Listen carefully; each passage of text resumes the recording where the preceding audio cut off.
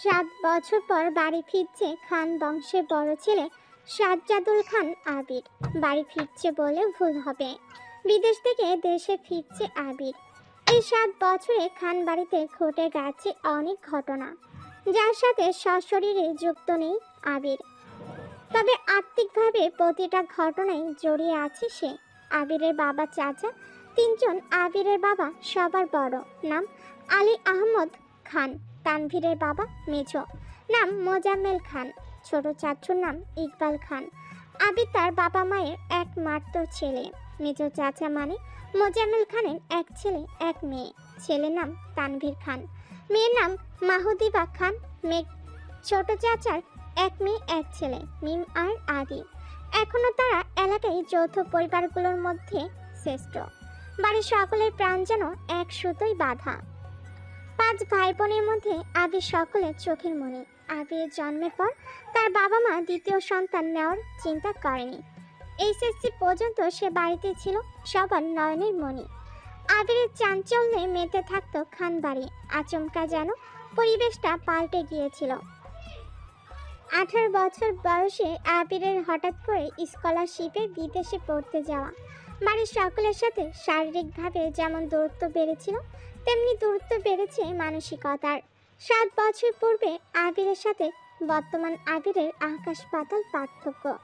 দেখেও যেন চেনার উপায় নেই। 6 ফুট লম্বা ছেলেটা, গায়ের রং শ্যামলা, গাল ভর্তি চাপ দাড়ি, চুলের স্টাইল কোনো নায়কের থেকে কম না। তার ফ্যাশন আর লুকে যে কোনো মেয়ে এক দেখাতেই প্রেমে পড়তে বাধ্য। প্লেনে বসে আবির অবলীলায় ভেবে যাচ্ছে অতীতে ফেলে আসা স্মৃতিগুলো। সেই চাঞ্চল্যকর মুহূর্তগুলো এখন শুধুই স্মৃতির পাতায়। মাকে রেখে এসেছিল সেই যৌবনের প্রথম দিকে, যখন তার বয়স ছিল 18। সেই সময়ে মাই ছিল তার একমাত্র বন্ধু। আছে 24 বছরের যুবক। এতগুলো বছরের একটা দিনও বাদ যায়নি যে মায়ের সাথে ফোনে কথা বলেনি সে। বাড়ির সকলের সাথে মোটামুটি কথা বলার চেষ্টা করেছে। ছোটবেলার স্মৃতিগুলো ভাবতে ভাবতে নিজের দেশে পৌঁছে গিয়েছে আবির। এয়ারপোর্টে আবিরের বাবা আলী আহমদ খান আর তানভীর দাঁড়িয়ে আছে। তানভীর সম্পর্কে তার চাচাতো ভাই আর বয়সে 2 বছরের ছোট, কিন্তু দুজন দুজনের বেস্ট ফ্রেন্ড আর কলিজার বন্ধু। তানভীর আবিরকে দেখেই দৌড়ে এসে জড়িয়ে ধরল। এই 7 বছরে একবারের জন্য ও বাড়ি ফেরেনি আবির, তবে প্রতিনিয়ত কথা হয় আবির তানভীরের। আবির তার আব্বুকে সালাম করে জড়িয়ে ধরে। তারপর বাড়ি ফিরে তিনজন। বাড়িতে যেন হই হই রই রই ব্যাপার। হবে নাই বা কেন? বাড়ির বড় ছেলে এত বছর পর বাড়ি ফিরছে। রান্নাঘরে বাহারি রকমের রান্নার ধুম পড়েছে মা চাচিদের। হঠাৎ দরজায় আবিরকে দেখে সবার মধ্যে হইচই শুরু হয়ে গেল। আবির আম্মু দৌড়ে এসে জড়িয়ে ধরলেন ছেলেকে। আবেগে আপ্লুত হয়ে মাকে জড়িয়ে ধরল আবির। মমতাময়ী মাকে সেই 7 বছর আগে ছুঁয়েছিল, আজ এত বছর পর মায়ের ছোঁয়া পেল আবির। মা চাচিদের সালাম করলো। সোফায় বসিয়ে ছেলেকে একের পর এক শরবত নাস্তা দিতে ব্যস্ত সবাই। এরই মধ্যে উদয় হলো মিম আর আদির। মিমের বয়স 14 বছর, তার ছোট ভাই আদির বয়স মাত্র 10 বছর। আদি এই বাড়ির সবচেয়ে ছোট। আবির যখন দেশ ছেড়েছিল তখন আদির 3 বছর বয়স হয়েছে মাত্র। ভিডিও কলে দেখতে দেখতে ভাইকে সে একটু একটু চিনে। দৌড়ে এসে জড়িয়ে ধরেছে ভাইকে। আবিরও জড়িয়ে ধরেছে আদিকে। মিমো আবিরের পাশে বসেছে, খোশ গল্প করছে সবাই মিলে। আদি জিজ্ঞেস করছে, ভাইয়া আমার জন্য কি এনেছো? আবির যেন উঠতে যাবে, মা চাচিরা উঠতে দিচ্ছে না। আগে শরবত খাবি, তারপর উঠবি। আবির তানভীরের দিকে তাকিয়ে বলল, ওই লাগেজটা নিয়ে আয় তো। তানভীর একটা লাগেজ টান দিতে যাবে। আবির আচমকা বসা থেকে দাঁড়িয়ে, ওইটাতে ছুবি না। তানভীর সহ বাড়ির সকলেই যেন অবাক হয়ে গেল। আবির আবার ঠান্ডা মাথায় বলল, পাশের লাগেজটা নিয়ে আয়। তানভীরও তার কথা মতো লাগেজ নিয়ে আসলো। লাগেজ খুলে যে যার মতো জিনিস বের করছে আর জিজ্ঞেস করছে, এটা কার? এটা কার? আবির শরবত খেতে খেতে উত্তর করছে, আদির জন্য বিদেশি দামি দামি খেলনা, মিমের জন্য ড্রেস, কসমেটিক্স বক্স, মা কাকিদের জন্য অনেক গিফট, তানভীরের জন্য মোবাইল, একটা ল্যাপটপ, অন্যান্য গিফট, আলাদা আর একটা ল্যাপটপ আছে। মিম জিজ্ঞেস করছে, ভাইয়া এই ল্যাপটপটা কি তোমার? আবির উত্তর দেয়, না, এটা মেঘের। মেঘের মা হালিমা খান জিজ্ঞেস করলেন, মেঘের ল্যাপটপ কি দরকার বাবা? ওর তো এইচএসসি পরীক্ষা শেষ, সামনে অ্যাডমিশন টেস্ট আছে, অনেক কিছু জানার বা পড়ার দরকার আছে। মোবাইল দেখে পড়ার থেকে ল্যাপটপে সুবিধা হবে, তাই নিয়ে আসলাম। আমার জন্য নিয়ে আসতে একটা। আবির অবলীলায় হেসে উত্তর দেয়। তোর 18 বছর বয়স হলে তোকেও কিনে দিব, চিন্তা করিস না। মিম খুশিতে গদগদ হয়ে বলে, ধন্যবাদ ভাইয়া। বাড়ির হইচই শুনে ঘর থেকে বের হলেন ছোট চাচা ইকবাল খান। আবির চাচুকে দেখে সালাম করতে যায়, চাচু বাধা দিয়ে জড়িয়ে ধরেন ভাতিজাকে। ইকবাল খান বাড়ির সকলের দিকে একবার তাকিয়ে নরম স্বরেই বলেন, এই বাড়িটা পরিপূর্ণ হলো। ইকবাল খানের জন্য আনা উপহার আবির নিজের হাতে চাচুকে দিল।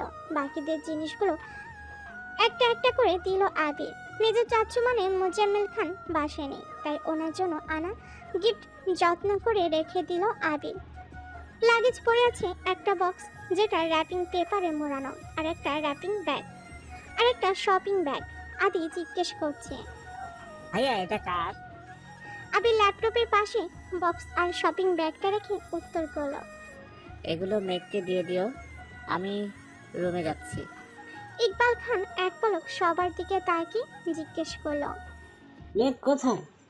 হালিমা খান উত্তর দিলেন, ও তো কোচিং এ গেছে, এতক্ষণই তো চলে আসার কথা। আবির বাকি দুইটা লাগেজ নিয়ে উঠতে চাচ্ছিল, হঠাৎ পিছন ফিরে মায়ের দিকে তাকিয়ে প্রশ্ন করলো। আমি কোন রুমে থাকবো? ছেলের এমন প্রশ্নের জন্য হালিমা খান হতভম্ব হয়ে পড়লেন। তৎক্ষণাৎ স্বাভাবিক হয়ে উত্তর করলেন, তোর রুম তোরই আছে, আজ সকালেই পরিষ্কার করা হয়েছে। আবির কোনো কথা না বলে দুই লাগেজ নিয়ে উঠতে গেলে তানভীর এগিয়ে আসে। আমায় দাও, আমি নিয়ে যাচ্ছি।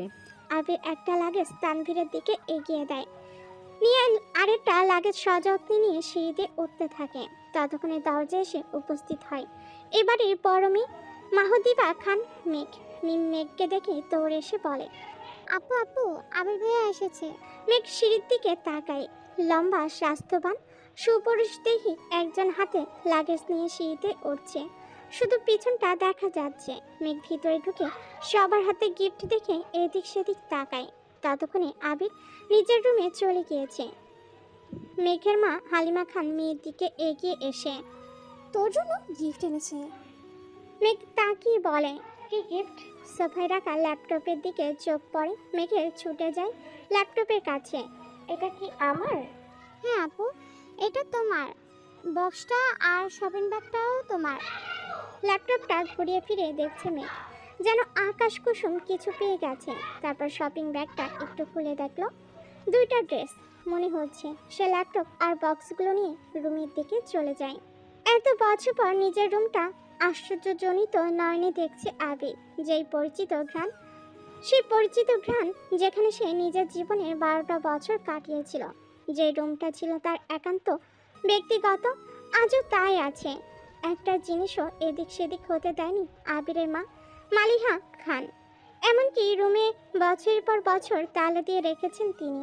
যখনই ছেলের কথা মনে হতো, ছেলের রুমে এসে নীরবে কেঁদে যেতেন, যেন কেউ বুঝতে না পারে। আবির রুমে ঢুকে লাগেজ খুলে নিজের পরনে টি শার্ট হাতে শাওয়ার নিতে চলে যায়। শাওয়ার শেষে বের হলেন একটা কফি কালার টি শার্ট আর একটা ট্রাউজার পরে, হাতে টাওয়াল নিয়ে মাথার চুল মুছতে মুছতে খাটে বসে আছে তানভীর। লাগেজ নিয়ে এসে রুমে বসে আছে সে। তানভীরকে দেখে আবির জিজ্ঞেস করছে, কি হলো, কিছু বলবি? তানভীর মুচকি হেসে জিজ্ঞেস করছে। আচ্ছা ভাইয়া, এই লাগেজটা ধরতে দিলে না কেন? কি আছে এটাতে? আবিরের চক্ষুদয় উদ্বেগ স্পষ্ট, চল শক্ত করে উত্তর দিল। ওইটাতে আমার পার্সোনাল কিছু জিনিস আছে। তানভীর হাসতে হাসতে উত্তর দেয়। সে পার্সোনাল জিনিসগুলো দেখতে চাচ্ছে আমার অবুঝ মন, কি করব বলো? স্বভাব সুলভ গম্ভীর কণ্ঠে উত্তর দিল আবির। কাউকে দেখানোর জিনিস আশা করি পার্সোনাল হবে না। তানভীর ভাইয়ের আপত্তি স্বর বুঝতে পেরে এই বিষয়ে আর কিছু বলেনি, শুধু জিজ্ঞেস করে। বিকালে কি বের হবে? আবির উপর নিচ মাথা নেড়ে হ্যাঁ সূচক সম্মতি জানায়। তানভীর তানভীর কথা না বাড়িয়ে চুপচাপ বিদায় নেয় রুম থেকে। আবির খাটের এক কোণে বসে মোবাইল হাতে নিয়ে গুরুত্বপূর্ণ কিছু চেক করতে ব্যস্ত হয়ে পড়ে। মেঘ নিজের রুমে ঢুকে শপিং ব্যাগ খুলে 3টা ড্রেস বের করলো। 3টা জামাই অসাধারণ সুন্দর, 2টা গাউন ড্রেস আর একটা গর্জিয়াস কাজের 3 পিস। ল্যাপটপটাও খুলে দেখে তার প্রয়োজনীয় সকল অ্যাপ ব্রাউজার অলরেডি ল্যাপটপে সেট করা আছে। মেঘের দৃষ্টি যায় র্যাপিং পেপারে মোড়ানো বক্সের দিকে। র্যাপিং পেপার খুলতে চোখ পড়ে 3টা উপন্যাসের বই, যেগুলোর উপরে ছোট একটা চিরকুটে লেখা। অ্যাডমিশনের পরে পড়বি। তার সাথে একটা ছোট বক্স, যেখানে এক বক্স রঙিন পাথর। মেঘের এই পাথরগুলো ছোটবেলায় খুব পছন্দ ছিল। তার সাথে একটা আইফোন 13 প্রো ম্যাক্স মোবাইলের বক্স। ফোন দেখে মেঘের চক্ষু চড়কাচ। অনেকদিন যাবৎ মনে কোণে সুপ্ত ইচ্ছে ছিল একটা আইফোন কেনার, কিন্তু কাউকে বলার মতো সাহস হয়নি তার। এগুলো দেখে খুশিতে গদগদ হয়ে পড়েছে মেঘ। ইন্টার সেকেন্ড ইয়ারে পড়াকালীন মেঘের যখন কলেজ, প্রাইভেট কোচিং সব মিলিয়ে ব্যস্ততায় দিন কাটছিল, তখনই তানভীর তার পুরনো একটা ফোন দিয়েছিল মেঘকে। সিমটাও ছিল তানভীরের। বাসার মানুষের বাহিরে শুধু 3-4 জন বান্ধবীর নাম্বার ছিল সেই ফোনে। এমনকি স্যারদেরকেও নাম্বার দিতে নিষেধ করেছিল কড়া ভাষায়। তানভীর বরাবরই বোনের ব্যাপারে খুব সিরিয়াস। ভাইরা বোনকে শাসন করে ঠিক আছে, কিন্তু তানভীর মেঘকে একটু বেশি শাসনে রেখেছে এত বছর। এইচএসসি পরীক্ষা চলাকালীন সময়ে নিজের মায়ের পেটের ভাই তানভীরকে খুব সাহস করে বলেছিল, ভাইয়া পরীক্ষা শেষ করে আমার একটা নতুন ফোন কিনে দিবা। অগ্নি দৃষ্টিতে তাকিয়েছিল তানভীর, যেন মস্ত বড় অন্যায় করে ফেলেছে। তারপর মেঘ নতুন ফোনের আশা পুরোপুরি ছেড়ে দিয়েছিল। আজ সে না চাইতো আইফোন পেয়ে গেছে, ল্যাপটপ পেয়ে গেছে। এ যেন মেঘ না চাইতেই জল। আনমনে ভাবছে, মনে হয় তানভীর ভাইয়া বলেছে ফোন আনতে আর ল্যাপটপ আনতে, না হলে উনি কিভাবে জানবে আমার ফোন নেই। এদিকে 1 ঘন্টা যাবৎ ফোনে মনোযোগ দিয়ে কি যেন কাজ করছে আবির। হঠাৎ আদি দৌড়ে এসে দাঁড়ায় দরজায়। ভাইয়া তোমায় খেতে ডাকছে। যা, আসছি। 10 মিনিটের মধ্যে সাদা শার্ট পরে রেডি হয়ে নিচে নামলো আবির। অসময়ে তেমন কেউ নেই নিচে। বিকাল 4টা বাজে। সবার খাওয়া দাওয়া শেষ অনেক আগে। মালিয়া খান বসেছিলেন ছেলের জন্য। ছেলের ফিটফাট হয়ে রেডি হওয়া দেখে মালিয়া খান জিজ্ঞেস করছেন, কোথাও যাবি? হ্যাঁ, একটু কাজ আছে। আবির চুপচাপ খাবার খাচ্ছে। ছোটবেলা যা যা সে পছন্দ করত সব রান্না হয়েছে আজ। সব খেতে পাইনি, যতটুকু সম্ভব খেয়ে উঠে পড়েছে। এরই মধ্যে তানভীর হাজির হয়েছে। ভাইয়া রেডি আমি, এখন যাবে নাকি লেট হবে? এখনই বের হব। মালিয়া খান রান্নাঘর থেকে ডেকে বলছেন, গাড়ি নিয়ে বের হবে না, চাবি নিয়ে যা। গাড়ি লাগবে না আম্মু। দু ভাই বের হয়ে গেল। যৌথ পরিবারগুলোর সবচেয়ে আনন্দময় সময় হলো সন্ধ্যাবেলা। বাড়ির সকলে মিলে হইচই করে বিকালের নাস্তা খাওয়া, একটু টিভি দেখা, খেলাধুলা করা, আড্ডা দেওয়া। সমস্যা শুধু বড় ভাই তানভীর সবসময় মেয়েকে চোখে চোখে রাখে, কি করছে না কি করছে, কখন খাচ্ছে, পড়াশোনা করছে কিনা। এই সব কিছু দেখাই যেন তার একমাত্র কাজ। কিন্তু মিম আর আদিকে কোনোদিন একটা ধমক পর্যন্ত দেয়নি তানভীর। এ কেমন দুমুখ ব্যবহার। তানভীর যতক্ষণ বাসার বাইরে থাকে মেঘ ততক্ষণই মুক্ত স্বাধীন। তানভীর বাসায় না থাকে 3 ভাই বোন মিলে ছোটাছুটি করছে। মেঘ যা বলে ছোট দুইটা তাই করে। মেঘ আবিরের এখনো দেখা হয়নি। মেঘ কোচিং থেকে এসে রুমে যে ঢুকেছিল তার গেট নিয়ে ব্যস্ততার কারণে সবে মাত্র রুম থেকে নিচে এসেছে।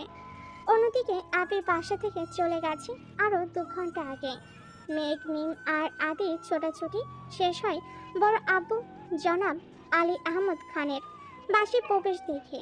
আলী আহমদ খান বাসায় ঢুকতে ঢুকতে নিজের স্ত্রী মালিয়া খানকে জিজ্ঞেস করলেন, আবির কোথায়? মালিয়া খান উত্তরে বললেন, ও তো তানভীরকে নিয়ে বের হলো, বললো কি কাজ আছে। আলী আহমদ খান সোফায় বসতে বসতে মেঘের দিকে তাকিয়ে প্রশ্ন করলেন। পড়াশোনার কি অবস্থা আম্মু? মেঘ শান্ত স্বরে উত্তর করল, আলহামদুলিল্লাহ ভালো আব্বু। তবে তবে কি? প্রশ্ন করলেন আলী আহমদ খান। আমার ফিজিক্স আর ম্যাথে একটু সমস্যা, কোচিংয়ের সাথে গুলোতে পারছি না, প্রাইভেটগুলোতেও অনেকটা এগিয়ে গেছে। আলী আহমদ খান। ঠিক আছে, তোমার জন্য প্রাইভেট টিউটর নিয়ে আসবো, কাল বা পরশুর মধ্যেই ম্যানেজ করতেছি। তুমি চিন্তা করো না, মন দিয়ে পড়াশোনা করো আম্মু। তোমার ভাই তানভীর তো আমার কোনো কথা শোনে না, আর না শুনে তোমার আব্বুর কথা কথা থেকে মাথায় ভূত চেপে রাজনীতি করবে। পড়াশোনায় গুরুত্ব না দিয়ে রাজনীতিতে গুরুত্ব দিচ্ছে। তুমি পড়াশোনা করো ভালো করে, মেডিকেলে অথবা ঢাকা বিশ্ববিদ্যালয়ে যেন চান্সটা হয়ে যায়। জি পড়াবো, চেষ্টা করব। খেয়েছো কিছু তোমরা? আলী আহমদ খান জিজ্ঞেস করলেন। এবার উত্তরটা মিম দিল। হ্যাঁ বরাব্বু, খেয়েছি আমরা। ঠিক আছে, এখন রুমে গিয়ে পড়তে বসো। তিন ভাই বোন কোনো কথা না বলে তিন দিকে যার যার রুমে চলে যায়। রাত 9টায় বাড়িতে ঢুকে আবির আর তানভীর। খাবার টেবিলে খেতে বসেছে তিন ভাই আর আদি। মিমে কেউ নেই। রান্নাঘরে তিন যা খাবার রেডি করছেন। বিকেলে আবির সাদা শার্ট পরে বেরিয়েছিল। সাদা শার্টে 2-3 জায়গায় একটু একটু রক্ত লেগে আছে, আর আবিরের হাতে 3টা ওয়ান টাইম ব্যান্ডেজ লাগানো। নজরে পড়ে ইকবাল খানের। কে আবির, তোর হাতে কি হয়েছে? শার্টে বা দাগ কিসে? এই কথা শুনে ছুটে আসেন মালিয়া খান। কি হয়েছে আবির? বুকের ভিতর সেট করে উঠেছে একমাত্র ছেলে, শরীরে একটা আঁচড়ও মা সহ্য করতে পারেন না। তেমন কিছু না, হাতে একটু লেগেছিল, ঠিক হয়ে যাবে, চিন্তা করো না। আর কথা না বাড়িয়ে সিঁড়ির কাছে চলে যায় আবির। আলী আহমদ খান ছেলের দিকে তাকিয়ে প্রশ্ন করেন। খাবে না? না আব্বু, বিকেলে খেয়েছে, খিদে নেই। এই বলে রুমের দিকে চলে যায় আবির। আবিরের কণ্ঠ শুনে মেঘ রুম থেকে বের হয় তাড়াতাড়ি। এতগুলো গিফট দিল, অবশ্যই ধন্যবাদ জানানো উচিত। 7 বছর ভাইয়ের মুখটাও দেখেনি সে। কিন্তু মেঘ রুম থেকে বের হতেই আবির রুমে ঢুকে পড়েছে। মেঘের চোখে মুখে নীরবতা। নিজেকে সবার সাথে খেতে বসে। তানভীরও খেতে বসেছে হাত মুখ ধুয়ে। ইকবাল খান তানভীরের উদ্দেশ্যে বলে। তুই তো ছিলে আবিরের সাথে, কি হয়েছে বল? চাচ্চু, আমি তো ভাইয়ার সাথে বের হয়েছিলাম, কিন্তু পরে আমি পার্টি অফিসে চলে গিয়েছিলাম, তাই সঠিক জানি না। মেঘ যেন কিছুই বুঝতে পারছে না।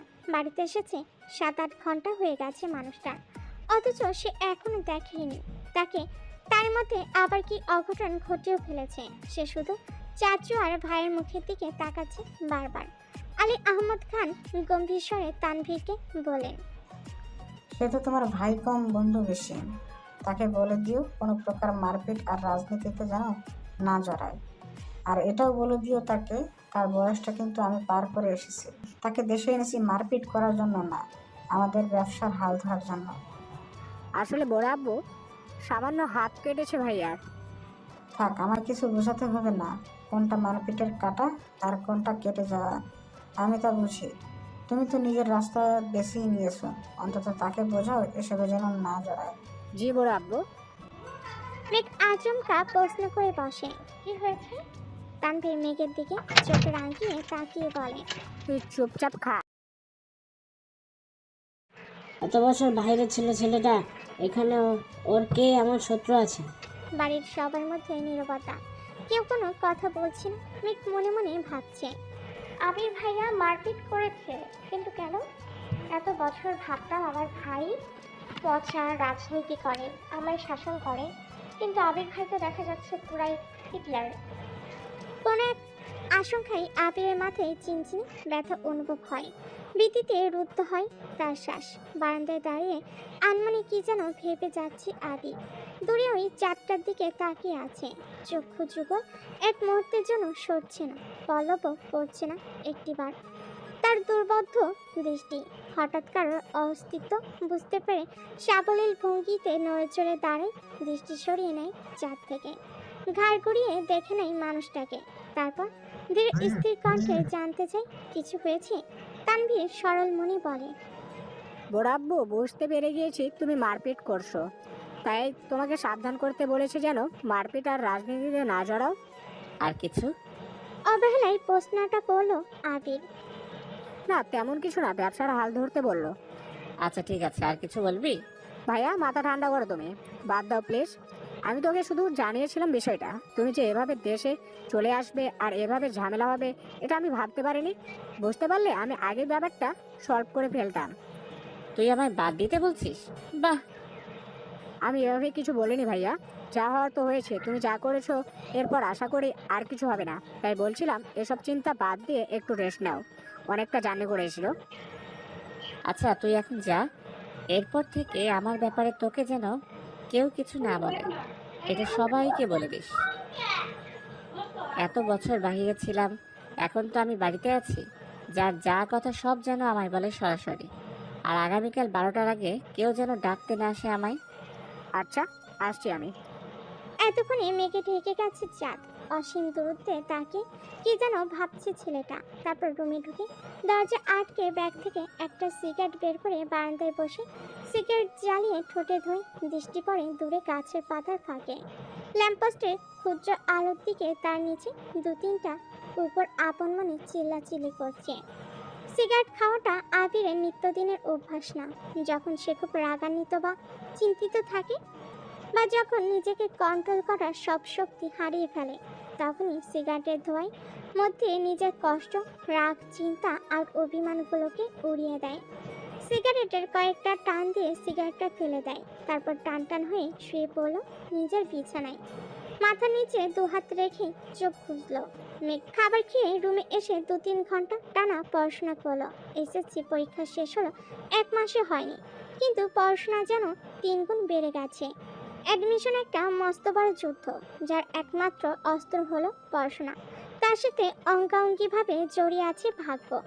এসএসসি রেজাল্ট কবে দিবে ঠিক নেই, পাশ করবে কিনা তাও জানা নেই, কিন্তু অনিশ্চিত ভবিষ্যতের জন্য প্রস্তুতি আগেভাগে নিতে হচ্ছে। বয়সের তুলনায় মেয়েটা পড়াশোনায় একটু বেশি এগিয়ে গেছে। 18 বছর বয়সে পা দিল সবে মাত্র 2 মাস হয়েছে। তার মধ্যেই এসএসসি পরীক্ষা শেষ। কয়েক মাস পরে সে স্নাতক পরীক্ষা হতে চলেছে। ভাবতেই কেমন যেন নিজেকে বড় বড় মনে হয় মেঘের। পড়াশোনা শেষ করে নিজের বিছানায় শুয়ে হাতে তার নতুন মোবাইল, কিন্তু করবে কি সে? না আছে ফেসবুক আর না আছে অন্য কোনো অ্যাকাউন্ট। ইউটিউবে ঢুকে কয়েকটা ভিডিও দেখে মোবাইল রেখে দেয়। শুয়ে ভাবতে লাগে আবির ভাইকে ধন্যবাদ জানানো দরকার, কিন্তু সে তো ভয়ে দাঁড়াতে পারবে না আবিরের সামনে। পুরনো স্মৃতিগুলো ভাবতে থাকে। মেঘ সবে মাত্র 5ম শ্রেণীতে উঠেছিল। বয়সের গণ্ডি 9 থেকে 10-এর মাঝামাঝি। তখন মেঘের একটা বন্ধু হয়েছিল, নাম জয়। ছেলেটা স্কুলে নতুন এসেই বন্ধুত্ব করেছিল মেঘের সাথে। ছোটবেলা পিচ্চিতেই বন্ধুত্ব যেমন ছিল, চকলেট শেয়ার করা, টিফিন শেয়ার করা, একসাথে খেলাধুলা করা। একটা সপ্তাহ হয়নি তাদের বন্ধুত্বে। 7 দিনের মাথায় আবির স্কুলে গিয়ে মেঘকে আর জয়কে একসাথে খেলতে রাখে। স্কুলে সবার মাঝখানে মেঘের গালে কয়েকটা থাপ্পড় বসিয়ে দিয়েছিল আর রাগান্বিত স্বরে বলেছিল, তোকে যদি আর কোনোদিন কোনো ছেলের সাথে কথা বলতে বা খেলতে দেখি, তাহলে তোর খবর আছে। তারপর বোনকে টানতে টানতে বাড়িতে নিয়ে আসে। একটা বার বোনের দিকে তাকেও দেখেনি। দোকানে আবিরের 5 আঙ্গুলের ছাপ বসে গেছিল। যেভাবে থাপ্পড় দিয়েছিল মেঘ, এক সপ্তাহ জ্বরে পড়েছিল। মেঘ ছোটবেলা থেকে খুব অভিমানী ছিল। ছোট্ট মেয়েটা এই থাপ্পড়ের ভয়ে আর আতঙ্কে আর কখনো আবিরের দিকে চোখ তুলে তাকায়নি।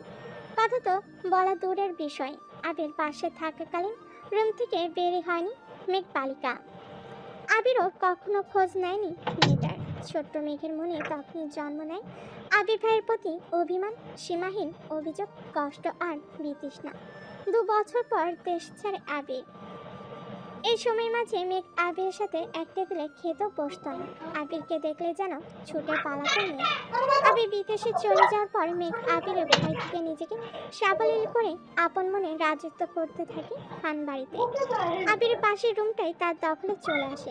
আবির থাকলে হয়তো কখনো সে এই রুমে আসতো না। বিদেশ যাওয়ার পর আবির সবার সাথে ভিডিও কলে কথা বলেছে, কিন্তু কথা হয়নি মেঘের সাথে। 2-1 বার মেঘের কথা জিজ্ঞেস করেছিল ঠিকই, কিন্তু মেঘ আতঙ্কে কথা বলতে চায়নি। এরপর থেকে আবিরও কখনো মেঘের কথা জিজ্ঞেস করেনি। এত বছর পর ভাই বাড়ি এসেছেন, এখনো দেখা হয়নি তার সাথে। এরই মধ্যে মারপিট করে ফেলেছেন। ছোটবেলায় অনুভূতি প্রকাশ করতে না পারলেও আজ আবিরের কর্মকাণ্ডের কথা শুনে মেঘের মনে একটা নামে ঘুরপাক খাচ্ছে, সেটা হলো হিটলার। হিটলারের সাথে আবিরের কতটা মিল বা বেমিল তা বিবেচনা করার বিন্দু পরিমাণ ইচ্ছে নেই তার। মাথায় একটা চিন্তা ঘুরছে, ধন্যবাদ জানানো উচিত, কিন্তু সে কি আদৌ কথা বলতে পারবে? হিটলারের সাথে। এসব ভাবতে ভাবতেই ঘুমিয়ে পড়ল সে। ভোরবেলা থেকে বাড়িতে রান্নার ধুম পড়ে যায়। 3 ভাই সকাল সকাল খেয়ে অফিসে চলে যায়। মিম আর আদিও স্কুলে চলে যায়। মেঘ ঘুম থেকে উঠে 8টায়। রাত জাগার কারণে সকালে উঠতে পারে না সে। মাঝে মাঝে গোসল করে খেয়ে বের হয়, মাঝে মাঝে এমনিতেই চলে যায়। 10টা থেকে 2টা পর্যন্ত বাহিরে কোচিং, তারপর টিউশন শেষ করে বাড়ি ফিরে ফ্রেশ হয়ে খেয়ে একটু ঘুমায়। বিকেলে হই হুল্লো করে তারপর পড়াশোনা করেন। এই তার বর্তমান জীবন। আজও তার ব্যতিক্রম হলো না। খেয়ে কোচিংয়ের উদ্দেশ্যে বেরিয়ে পড়েছে। বাসার গাড়ি তাকে দিয়ে আসে, আবার কল দিলে গিয়ে নিয়ে আসে। ঠিকঠাক 12টায় ঘর থেকে বের হয় আবির। ধীর গতিতে নিচে আসে। চিন্তিত মুখ দেখে মা মালিয়া খান ভীত স্বরে ছেলেকে জিজ্ঞেস করেন, কি হয়েছে তোর বাবা? আবির মুখের ভারী ভাব বজায় রেখে উত্তর দিলেন, কিছু হয়নি, খেতে দাও। ছোটবেলার চঞ্চলতার ছিটে ফোটাও নেই ছেলেটার মধ্যে। এটা ভেবেই বারবার হতাশ হচ্ছেন মালিয়া খান। হঠাৎ চোখ পড়ে ছেলের হাতে ব্যান্ডেজের দিকে। হাতটাও ফুলে গেছে অনেকটা। আবির খাবার খাচ্ছে। আত্মার মা শান্ত স্বরে ছেলেকে বোঝাচ্ছেন, এটা করো না, সেটা করো না। মনে হচ্ছে 5 বছরের শিশু সে। আগুন পানি চিনে না। যদিও বাবা মায়ের কাছে সন্তান সারা জীবনই শিশুই থাকে। খাওয়া শেষে মায়ের থেকে বিদায় নিয়ে বেরিয়ে যায় আবির। মেঘ বাড়ি ফিরেছে 1 ঘন্টা হবে। শাও নিয়ে নিচে এসেছে খেতে। খাওয়া শেষ। তানভীর রুম থেকে ছুটে এসে জিজ্ঞেস করেন, বড় আম্মু, ভাইয়ারা কোথায়? আটকে ওঠেন মালিয়া খান। ও তো 2-3 ঘন্টা আগেই খেয়ে বের হয়েছে। কেন? এস, মিস করে ফেললাম। কি হয়েছে বাবা? মেঘ নীরবে তাকিয়ে থাকে। ভাই আর বড় আমার কথোপকথন শুনছে আর বোঝার চেষ্টা করছে ঘটনাটা কি। তানভীর ভাইকে কল দিয়ে জিজ্ঞেস করেন, কোথায় আসো? আবি কি যেন বললো, শোনা যায়নি। তানভীরের চোখে মুখে উত্তেজনা স্পষ্ট। বড় আম্মু, আম্মু, কাকিমুনি বাইরে চলো। কেউ প্রশ্ন করার আগে তানভীর ছুটে গেল বাইরে। তার পিছন পিছন মিম, আদি, মা, কাকিমা সবাই দরজা পর্যন্ত গেল। সবার পিছনে মেঘও গেল সেখানে। এরই মধ্যে বাইকে বাড়ি ঢুকলো আবির। নীল রঙের চকচকে একটা সুন্দর বাইক, হেলমেটটাও নীল। হেলমেট খুলতে খুলতে তাকাই বাড়ির মানুষের দিকে। মেঘ অবলক দৃষ্টিতে তাকিয়ে আছে। সে কবে দেখেছিল আবিরকে, সেই আবিরের সাথে এই আবিরের চেহারায় কোনো মিল নেই। হেলমেট খুলতেই চুলগুলো এলোমেলো হয়ে গেছে আবিরের। চোখে সানগ্লাস, নেভি ব্লু রঙের শার্ট, কালো প্যান্টের সাথে ইন করে পড়েছে। হাতে কালো ফিতার একটা ঘড়ি, পায়ে জুতা। আপাত মস্তক দেখতে আবিরের হৃৎপিণ্ডের 4 প্রকোষ্ঠ ছটফট করতে লাগলো মেঘের। আবিরের দিকে বিভৎ দৃষ্টিতে তাকিয়ে আছে সে। আবির বাড়ির সকালের উদ্দেশ্যে বলল, বাইকটা কিনেছি, কেমন হয়েছে? আবিরের কণ্ঠ মেঘের মনের গহীনে ধাক্কা খায়। এতে হুঁশ ফিরে তার। দাঁড়িয়ে থাকতে পারছে না সে। এক দৌড়ে নিচের রুমে ঢুকে দরজা আটকে শুয়ে পড়ে মেঘ। মিমার আদিও হই হুলো করছে। আবির ভাইয়ের কাছে আবদার করছে ওদের বাইকে নিয়ে ঘোরার জন্য। মালিয়া খান ছেলের পানে তাকে প্রশ্ন করলেন, বাসায় 2-3টা গাড়ি থাকার পরও বাইক কেন কিনলে? আমার গাড়িতে চলাচল ভালো লাগে না। অবলীলায় উত্তর দিল আবির। বেচারা খুশি হলো। খুশি হতে পারেনি মালিয়া খান, হালিমা খান আর আকলিমা খান, কারণ এই বাড়িতে বাইক ব্যবহার নিষেধ করেছিলেন স্বয়ং আলী আহমদ খান নিজে। তিনি কোনো এক বয়সে বাইক অ্যাক্সিডেন্ট করেছিলেন। সেই থেকে বাইক কেনা বা বাইক চলাচল নিষিদ্ধ করেছেন। ইকবাল খানের খুবই ইচ্ছে ছিল বাইক কেনার, কিন্তু বড় ভাইয়ের নিষেধ অমান্য করার সাধ্য নেই, তাই কিনতে পারেনি। তানভীর খুব করে চাইছিল বাইক কিনতে। রাজনীতির সুবাদে অনেক জায়গায় চলাচল করতে হয়, বাইক থাকলে সুবিধা হয়। বাবা মোজাম্মেল খানকে বলেও ছিল সে, কিন্তু বাবার এক কথা, বড় আব্বু বাইক পছন্দ করে না। তোর দরকার পড়লে তুই একটা গাড়ি সবসময় ব্যবহার করিস, তারপর বাইক কেনার নাম মুখে নিস না। আবির বাড়ি ফিরেছে 24 ঘন্টা হবে হয়তো। এরই মধ্যে বাইক কিনে ফেলেছে। এর পরিণাম কি হবে তা ভেবে ভয়ে আটকে যাচ্ছেন বাড়ির 3 বউ। অষ্টাদশী হৃদয় কাঁপছে, কেমন জানি অস্থির লাগছে সবকিছু। পরিচ্ছন্ন নয়নে তাকিয়ে আছে রুমের জানালার দিকে। দৃষ্টি তার অসীম দূরত্বে। কি জানি কি ভাবলো, কতক্ষণ হঠাৎ ঝলমলে উঠল মেঘ। সঙ্গে সঙ্গেই জল শক্ত করে নিজেকে নিজেই প্রশ্ন করলো, বাইঞ্চল কি হিটলারের উপর ক্রাশ খেয়েছি? শ্বাস ছেড়ে নিজের মাথায় গাঁটটা মেলে মেঘ বলে, ছি মেঘ, ছি, কিসব ভাবছিস তুই? কেউ কি তার চাচাতো ভাইয়ের উপর ক্রাশ খায়? ভালো ভদ্র হলেও মানা যেত। এমন গুরু গম্ভীর বদমেজাজি আর হিটলার স্বভাবের কেউ কি কারো ক্রাশ হয়? যে ছেলে 10 বছরের মেয়ের গায়ে হাত তুলতে পারে সে আর যাই হোক আমার ক্রাশ হতে পারে না। এটা ভাবতে মেঘের বুক ভেসে আসে কষ্টে। নিজেকে স্বাভাবিক করতে মোবাইল হাতে নিয়ে কল করে মেঘের সবচেয়ে কাছের বান্ধবী বোনাকে। প্রথম কল দিতে রিসিভ হয় কল। আসসালামু আলাইকুম, কেমন আছো বেবি?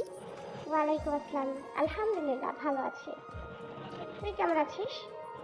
হঠাৎ আমায় স্মরণ করার কোনো স্পেশাল কারণ আছে? তোর তো আবার ভাঙা ফোন, ঠাসঠুস বন্ধ হয়ে যাবে। মেঘ রাগান্বিত স্বরে এক প্রকার হুঙ্কার দিয়ে বলে, তুই আজ কোচিংয়ে আসিসনি কেন? কি যে একটা জিনিস মিস করছিস। কি মিস করেছি বলে ফেলো বান্ধবী। এখন বললে কি আর সেই ফিলটা পাবি নাকি আজও? আরে বেবি বলো তুমি, কাল শুক্রবার কোচিং বন্ধ, আবার দেখা হবে রবিবারে, ততদিন সহ্য হবে না, বলে ফেলো প্লিজ। আমার হাতে এখন আইফোন 13 প্রো ম্যাক্স। মেঘের কথা বোনা এক বিন্দু বিশ্বাস করেনি, হেসে উড়িয়ে দিয়েছে। এখন বল, একটু পর 14 প্রো ম্যাক্স কিনতে যাচ্ছিস? যাকে তার ভাই একটা আধা ভাঙ্গা ফোন দিয়েছে ব্যবহারের জন্য, দিনে 100 বার বন্ধ হয়ে যায়, তার হাতে নাকি আইফোন। তুই কি ঘুম থেকে স্বপ্ন দেখে উঠলি নাকি? মেঘের উৎফুল্ল মেজাজ আচমকায় বিকে গেল। অভিমানী স্বরে বলল, কাল আবির ভাই আসছেন বিদেশ থেকে, উনি নিয়ে আসছেন আমার জন্য। তাই বল, না হয় তোর যে ভাই সে তোকে এই জীবনে ফোন কিনে দিত না, তোর বাবা দিতে চাইলেও সে আছাড় মেরে ভেঙে ফেলতো। ওয়েট ওয়েট, এই আবির ভাইটা কে রে, যে তোকে ছোটবেলা মেরেছিল সে? মেঘ মুখ কালো করে উত্তর দিল, হ্যাঁ, আমার চাচাতো ভাই। তা তোর প্রতি এত মায়া হলো কিভাবে ওনার? জানি না, শোন তোকে কি বলি। হ্যাঁ বল। আসলে আজকে বিকালে আবির ভাইয়াকে দেখে ছোটখাটো একটা শখ খেয়েছি। মানে? কি সুদর্শন চেহারা, দারুণ স্টাইল, লুক আর অগোছালো চুল দেখে আমার মনটাই এলোমেলো হয়ে গেছে। আমি মনে হয় ওনার উপর ক্রাশ খেয়েছি। মুখ ফুলিয়ে শ্বাস ছেড়ে একটু ধাতস্থ হয়ে গম্ভীর স্বরে বন্যা বলল, তোর মাথা ঠিক আছে মেয়ে? তুই এত বছর যাবৎ বলছিস এই মানুষটা তোর শৈশব নষ্ট করে দিয়েছে, আজ কৈশোরে পা দিতেই এই মানুষটার উপর ক্রাশ খেয়ে ফেলছিস। মানুষ রং বদলায়, কারণে অকারণে বদলায়, কথাটা এতদিন শুনেছি, কিন্তু আজ তোকে দেখে মনে হচ্ছে এই কথাটা 100% সত্যি। না হয় যাকে এত বছর শত্রু ভেবে এসেছি, আজকে তার কথা অবলীলায় বলে যাচ্ছিস। বাহ মেঘ বাহ। মেঘের নীরবতা বুঝতে পেরে বন্যা আবার বলা শুরু করল, এসব কোনো বিষয় না বেবি, হঠাৎ করে দেখেছিস তো তাই আহামরি সুদর্শন লেগেছে। বিষয়টা মাথা থেকে ঝেড়ে ফেল, দেখবি সব ঠিক হয়ে গেছে। আমরা না দুজন দুজনকে কথা দিয়েছিলাম, একজন বিপদে গেলে আরেকজন সামলাবো, ভুলে গেলি?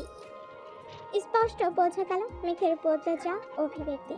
সহসা নিজেকে আচমকা প্রশ্ন করে বসল, আমি কি দেখতে সুন্দর না? আমি কি কারোর ক্রাশ হওয়ার যোগ্য না? মেঘের আশঙ্কিক প্রশ্নে বন্যা কিছুটা হতভম্ব হলো। এরপর কয়েক মিনিট শুধু হেসে গেল, স্বাভাবিক স্বরে বলল, অবশ্যই তুই সুন্দর, ক্রাশ খাওয়ারও যোগ্য, কিন্তু তুই ছেলেদের ক্রাশ হতে পারবি কিনা সন্দেহ আছে। হতে পারিস রাস্তাঘাটের গাছগাছালির, রংচটা দেয়ালের, গরু ছাগলেরও হতে পারিস। রাগে ফুঁসতে ফুঁসতে কল কেটে দিয়েছে মেঘ, আর ভাবছে আজকাল সান্ত্বনা নিতে চাইলেও মানুষ মজা নেয়।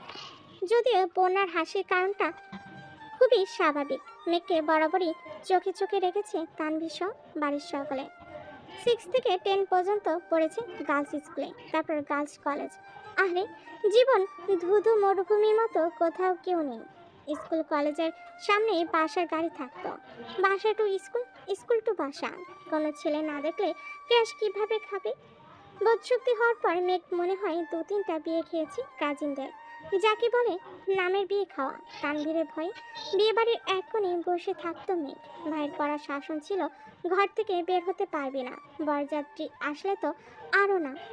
ঘরের ভিতরে তার জন্য খাবার পাঠানো হতো। তানভীর নিজেই বোনকে খাওয়াতো ইচ্ছে মতো। তারপর বিয়ে শেষ হলে মা বোনকে নিয়ে চলে আসতো। গায়ে হলুদে নাচা, গান গাওয়া, এমনকি মেহেদু দিতে পারেনি কখনো। এই কষ্টে এখন আর মেঘ কারোর বিয়েতে যায় না। এতে তানভীর মনে হয় হাঁপ ছেড়ে বেঁচেছে। মেঘের এই সাদা কালো জীবনের কথা শুনে বোন না কেন পৃথিবীর সব মানুষই হাসবে। জীবনটা তার তেজপাতা হয়ে গেছে। মাঝে মাঝে ভাবে এই বাড়িতে জন্মানোটা কি খুব দরকার ছিল। কয়েকবার বোন কল ব্যাক করেছে। নিজের জীবনে হতাশার জন্য মেঘ আর কল রিসিভ করেনি। বান্ধবীকে রাগ দেখে কি হবে, জীবন যেখানে যেমন তা মানতে হবে। মেঘের বেস্ট ফ্রেন্ড হওয়ার খেসারত দিতে হচ্ছে বন্যাকেও। মেঘের সাথে সাথে বন্যাকেও চোখে চোখে রাখি তানভীর। কথায় আছে সঙ্গ দোষে লোহা ভাসে। সঙ্গ খারাপ হলে মেঘও খারাপ হবে। তাই সবসময় বন্যার পিছনে লোক লাগিয়ে রাখে। শুধু বন্যায় না, আরও দুজন বান্ধবী আছে মেঘের, একজন পাখি আরেকজন মায়া। ওদেরকেও নজরে রাখে তানভীর। বোনের সব দিক থেকে প্রোটেক্ট করাই যেন তার প্রথম এবং প্রধান কাজ। আবির বিকাল থেকে ঘুমাচ্ছে। সন্ধ্যা 7টায় ঘুম ভাঙে আধিটাকে। নিচে আবিরের আপু আর মেঘের আপু বসে আছেন। আবিরের বাইক কেনার কথা শুনে তাড়াতাড়ি চলে এসেছেন অফিস থেকে। আবির ঘুম থেকে উঠে চোখে মুখে পানি দিয়ে টাওয়াল দিয়ে কোনো রকম মুখটা মুছে তৎক্ষণাৎ রুম থেকে বের হয়। সে তার বাবাকে খুব ভালো করে চিনে। ডাকার সঙ্গে সঙ্গে উপস্থিত না হলে বাড়িতে তাণ্ডব শুরু করে দিবেন। আবিরের চোখে মুখে ঘুমের প্রভাব স্পষ্ট। ব্যস্ত হয়ে হাঁটছে সে। আচমকা এলোমেলো পায়ে ছুটে রুম থেকে বের হয় মেঘ। চুলগুলো অগোছালো, আশঙ্কিক ধাক্কা এড়াতে চটজল দিয়ে নিজেকে নিয়ন্ত্রণ করে অগ্নি দৃষ্টিতে তাকায় আবির। তৎক্ষণাৎ মোটা ভুরু যুগল শিথিল হয়ে যায়। অমত্ত চেয়ে রইল সে। কম মুহূর্তের জন্য মস্তিষ্ক থমকে গেছে আবিরে। দৃষ্টি তার প্রখর। আচমকা হাঁটা থামাতে শ্বাস ভারী হয় আবিরে। কালো জামা পরিহিতা এক ললনার দিকে দৃষ্টি পড়ে। আপদমস্তক দেখলো একবার। কালো জামাতে যাকে অপসরার ন্যায় লাগছে। এলোমেলো চুলগুলো তার কোমর ছড়িয়েছে। চুল দেখে মনে হয় জীবনানন্দ দাশের বনলতাকে উদ্দেশ্য করে লেখা। চুল তার কবেকার অন্ধকার বিদিশার নিশা।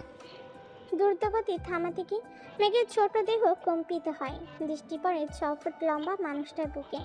মেঘ মুখ তুলে তাকায় সেই মানুষটার চেহারার পানে। আবিরের চোখের দিকে বিস্ময়ে আবির্ভূত নয়নে তাকিয়ে আছে মেঘ। পলকও পড়ছে না একটিবার। আবিরের চোখে মুখে ছিটানো পানির ঝাপটায় এলোমেলো চুলগুলো থেকে চুয়ে চুয়ে পানি পড়ছে, যা তার পরনের সাদা টি শার্ট অল্প স্বল্প ভিজিয়ে দিচ্ছে। সেদিকে খেয়াল নেই আবিরের। আবির কয়েক সেকেন্ড স্তব্ধ হয়ে হঠাৎ চোখ সরিয়ে পুনরায় রুদ্রমূর্তি ধারণ করে সবেগে হাঁটা দেয় সিঁড়ির দিকে। পেছন থেকে অষ্টাদশীর কোমল কণ্ঠে ডাক শুনে থমকে দাঁড়ায় আবির। তবে পিছনে তাকানো প্রয়োজন মনে করেনি সে। মেঘ মর্ত কণ্ঠে বলে, থ্যাংক ইউ আবির ভাই। আবির শুনল কিনা কে জানে। এক মুহূর্ত দাঁড়িয়ে যথারীতি ব্যস্ত ভঙ্গিতে নিচে নেমে যায়। মেঘটায় দাঁড়িয়ে আছে দরজার সামনে। থরথর করে কাঁপছে মেঘের হাত পা। মেঘের মনে হচ্ছে ভো ভো করে ঘুরছে সমগ্র পৃথিবী। কেন জানি দাঁড়িয়ে থাকার শক্তি পাচ্ছে না মেয়েটা। নিজেকে নিয়ন্ত্রণ করতে তাড়াতাড়ি দেওয়ালে ঠ্যাস দিয়ে দাঁড়িয়েছে। এতগুলো বছর পর আবিরের চোখে চোখ রাখলো মেঘ। ভেতরটা ভয় আটকে উঠছে। বারবার অন্তরাত্মা শুকিয়ে যাচ্ছে মেঘের। সোফায় বসে আছে দু ভাই। বাড়ির মহিলা রান্নাঘরে কাজে ব্যস্ত থাকলেও নজর তাদের এদিকে। কি হবে কে জানে। আলী আহমদ খান নিজের গাম্ভীর্যতা বজায় রেখে এক প্রকার হুঙ্কার দিয়ে প্রশ্ন করলেন, তুমি নাকি বাইক কিনেছো? এই কথায় হুঁশ ফিরে অষ্টাদশী কিছুটা স্বাভাবিক হয়ে দুপা সামনে এগিয়ে বারান্দার সাইডে দাঁড়িয়ে নিচে তাকায় মেঘ। নিচের সোফায় বসা আব্বু আর বড় আব্বু, তাদের থেকে কিছুটা দূরত্বে দুহাত ভাঁজ করে শটান হয়ে দাঁড়িয়ে আছে আবির। জি। ভাবলেশীনভাবে উত্তর দেয় আবির। কিন্তু কেন? পুনরায় হুঙ্কার দেন তার আব্বু। আমার বাইক কেনার ইচ্ছে ছিল তাই কিনেছি। তুমি জানো না এই বাড়িতে বাইক কেনা বা চালানো নিষেধ? এবার প্রশ্নটা ছোট চাচু মোজাম্মেল খান করেছেন। হ্যাঁ জানি। 20-30 বছর আগে কি ঘটে গেছে তা নিয়ে আতঙ্কে থাকার কোনো মানে হয় না। যদি কপালে খারাপ কিছু লেখা থাকে তাহলে সেটা 7 সমুদ্র পাড়ি দিয়ে হলেও আসবেই। সেটা আমি ঘরে বসে থাকলেও হবে, আর গাড়িতে চলাচল করলেও হবে। তোমার দুই ভাই কি নিজেদের মর্জি মতোই চলবে? আলী আকবর খান রাগান্বিত স্বরে প্রশ্ন করলেন। বাইক কিনা যদি নিজের ইচ্ছে মতো চলা হয় তাহলে আমি দুঃখিত আব্বু। এই ব্যাপারে আমি নিজের মনের কথাই শুনবো। তোমাদের নিজস্ব 3টা গাড়ি আছে, এত গাড়ি কেন কিনলাম? তোমাদের জন্যই তো। গাড়িতে চলাচল আপনাদের ইচ্ছে, তাই আপনারা গাড়ি কিনেছেন। আমার গাড়িতে চলাচল করতে ভালো লাগে না, তাই আমি বাইক কিনেছি। এটা নিয়ে এত কথা বাড়ানোর কি আছে চাচ্চু? তোমাদের বাইক সম্পর্কিত জেরা শেষ হলে আমার তোমাদেরকে একটা গুরুত্বপূর্ণ কথা বলার আছে। আবির আব্বুর দিকে তাকে কথাগুলো বলল। এতক্ষণ বাড়ির মহিলারা রান্নাঘরে থাকলো, এবার আর থাকতে পারলেন না। এক ছুটে সবাই ড্রয়িং রুমে চলে এসেছে। মেঘ তীক্ষ্ণ দৃষ্টিতে তাকিয়ে আছে আবিরের দিকে। এই বাড়িতে এত বছরে কাউকে গলা উঁচু করে মুখের উপর কথা বলতে শোনেনি সে। তানভীর ভাইয়া যত মেজাজ দেখিয়েছে সব মেঘের উপর। বড় আব্বু বা নিজের আব্বুর মুখের উপর কথা বলার সাহস হয়নি তার। আবির ভাই 2 দিন হলো এসেছে, আজই বাবার মুখের উপর নিজের মর্জি শোনাচ্ছে। এখন মেঘের মনে হচ্ছে উনি হিটলারের থেকেও বড় মাপের কিছু। মনোযোগ দিয়ে বাকি কথা শোনার চেষ্টা করছে মেঘ। আব্বু চাচ্চু, আমি অনেকদিন যাবৎ চিন্তা ভাবনা করেছি নিজে একটা কোম্পানি শুরু করার। তোমরা অনুমতি দিলে কাজ শুরু করব। মোজাম্মেল খান ও আলী আকবর খান দুজনের মাথায় যেন আকাশ ভেঙে পড়েছে। এত বছর ছেলেকে বাহিরে রেখে পড়াশোনা করিয়েছেন, দেশে এসে নিজের ব্যবসার হাল ধরবে। দেশে পা দিতেই নিজের কোম্পানি খোলার চিন্তা ভাবনা করছে ছেলে। মোজাম্মেল খান চিন্তিত কণ্ঠে বললেন, আমরা তো ভেবেছিলাম তুমি পারিবারিক ব্যবসাকে এগিয়ে নিয়ে যাবে। আবির কিছু বলার আগেই আলী আকবর খান বলে উঠলেন, ঠিক আছে, তুমি পড়াশোনা করে এসেছো, তোমার নিজস্ব মতামতের গুরুত্ব আমরা অবশ্যই দেব। তোমার নতুন কোম্পানি নিয়ে আমাদের কোনো আপত্তি নেই, তবে আমার একটা শর্ত আছে। তুমি আমাদের কোম্পানির সিইও হবে। আগামীকাল শুক্রবার অফিস ছুটি, তাই তুমি শনিবারে অফিসে যাবে। তোমাকে অফিসিয়ালি সিইও পদ দেওয়া হবে। তারপর তুমি আমাদের অফিস সামলে যদি নতুন কোম্পানি শুরু করে প্রতিষ্ঠিত হতে পারো, তাতে আমাদের কোনো আপত্তি নেই। বেস্ট অফ লাক মাই বয়।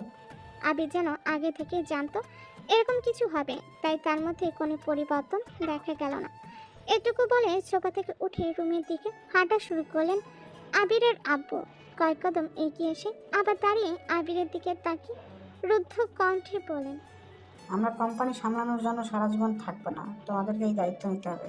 তুমি না পারলে তোমার প্রাণপ্রিয় ভাই তানভীরকে বলো রাজনীতি ছেড়ে ব্যবসায় আসতে। তারপর তুমি তোমার মতন নিজের কোম্পানি খুলতে থাকো। আবির চল শক্ত করে বাবার দিকে তাকিয়ে বলে উঠল, তানভীর রাজনীতি করবে, ওর মাথায় ব্যবসা ঢোকানোর কোনো দরকার নেই। শনিবারে অফিসে আসবো আমি একাই সব দিক সামলাতে পারবো। তোমরা দয়া করে তানভীরকে মুক্তি দাও, নিজের মতো করে রাজনীতিটা করতে দাও ওকে। তোমার শর্ত যেমন আমি মেনে নিয়েছি, তোমাদেরকেও আমার একটা শর্ত মানতে হবে। সেটা হলো আমি আমার মন মতো কাজ করব। আমার যখন যেখানে প্রয়োজন হবে নিজের কাজ গুছিয়ে আমি চলে যাব, তখন আমাকে কোনো প্রকার বাধা দিতে পারবে না কেউ। দরকার হলে 2 অফিসের কাজ শেষ করে আমি রাত 12টায় বা 2টায় বাসায় ফিরব, এমনকি নাও ফিরতে পারি। এতে তোমাদের যেন মাথা ব্যথা না হয়। একদমই কথাগুলো বলে কোনো দিকে না তাকিয়ে দ্রুত পায়ে বাসা থেকে বের হয়ে যায় আবির। আলী আহমদ খান কয়েক মুহূর্ত দাঁড়িয়ে কোনো কথা না বলে রুমের দিকে হাঁটা দেন। পিনপতন নীরবতা বাড়িতে। সোফায় বসে আছেন মোজাম্মেল খান।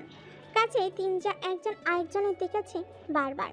তাদের আবিরের প্রতি পূর্ণ বিশ্বাস আছে, কিন্তু সমস্যা হচ্ছে বাহিরের দুনিয়া সামলাতে গিয়ে নিজের প্রতি না যত্নহীন হয়ে পড়ে ছেলেটা। এটাই তাদের চিন্তার বিষয়। নিচে উপস্থিত মানুষগুলোর মধ্যে চিন্তার ছাপ দেখা গেল। উপরে দাঁড়িয়ে এক প্রকার বিনোদন উপভোগ করছিল মেঘ, যেন বরাবর কথার উপর কারোর কথা চলে না। আজ ওনার সাথে টক্কর দেওয়ার মানুষ এসেছে। বাবা ছেলেকে সত্যটা নাই দিচ্ছে, যেমন বাবা তেমন ছেলে। এসে ভেবেই হাসি পাচ্ছে মেঘের। হঠাৎ করে হাসিটা গায়েব হয়ে মুখটা ভারী হয়ে গেল মেয়েটার, আর ফিসফিসে বলতে শুরু করলো, নিজে তো হিটলার, সাথে আমার ভাইটাকে বড় গুন্ডা মানাতে কি সুন্দর উৎসাহ দিচ্ছে।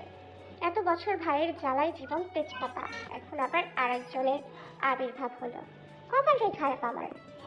এখন নিচে যাওয়ার পরিস্থিতি নেই, তাই বিড়বিড় করতে করতে রুমে ঢুকতে যাবে, হঠাৎ চোখ পড়ে আবির ভাইয়ের রুমের দিকে।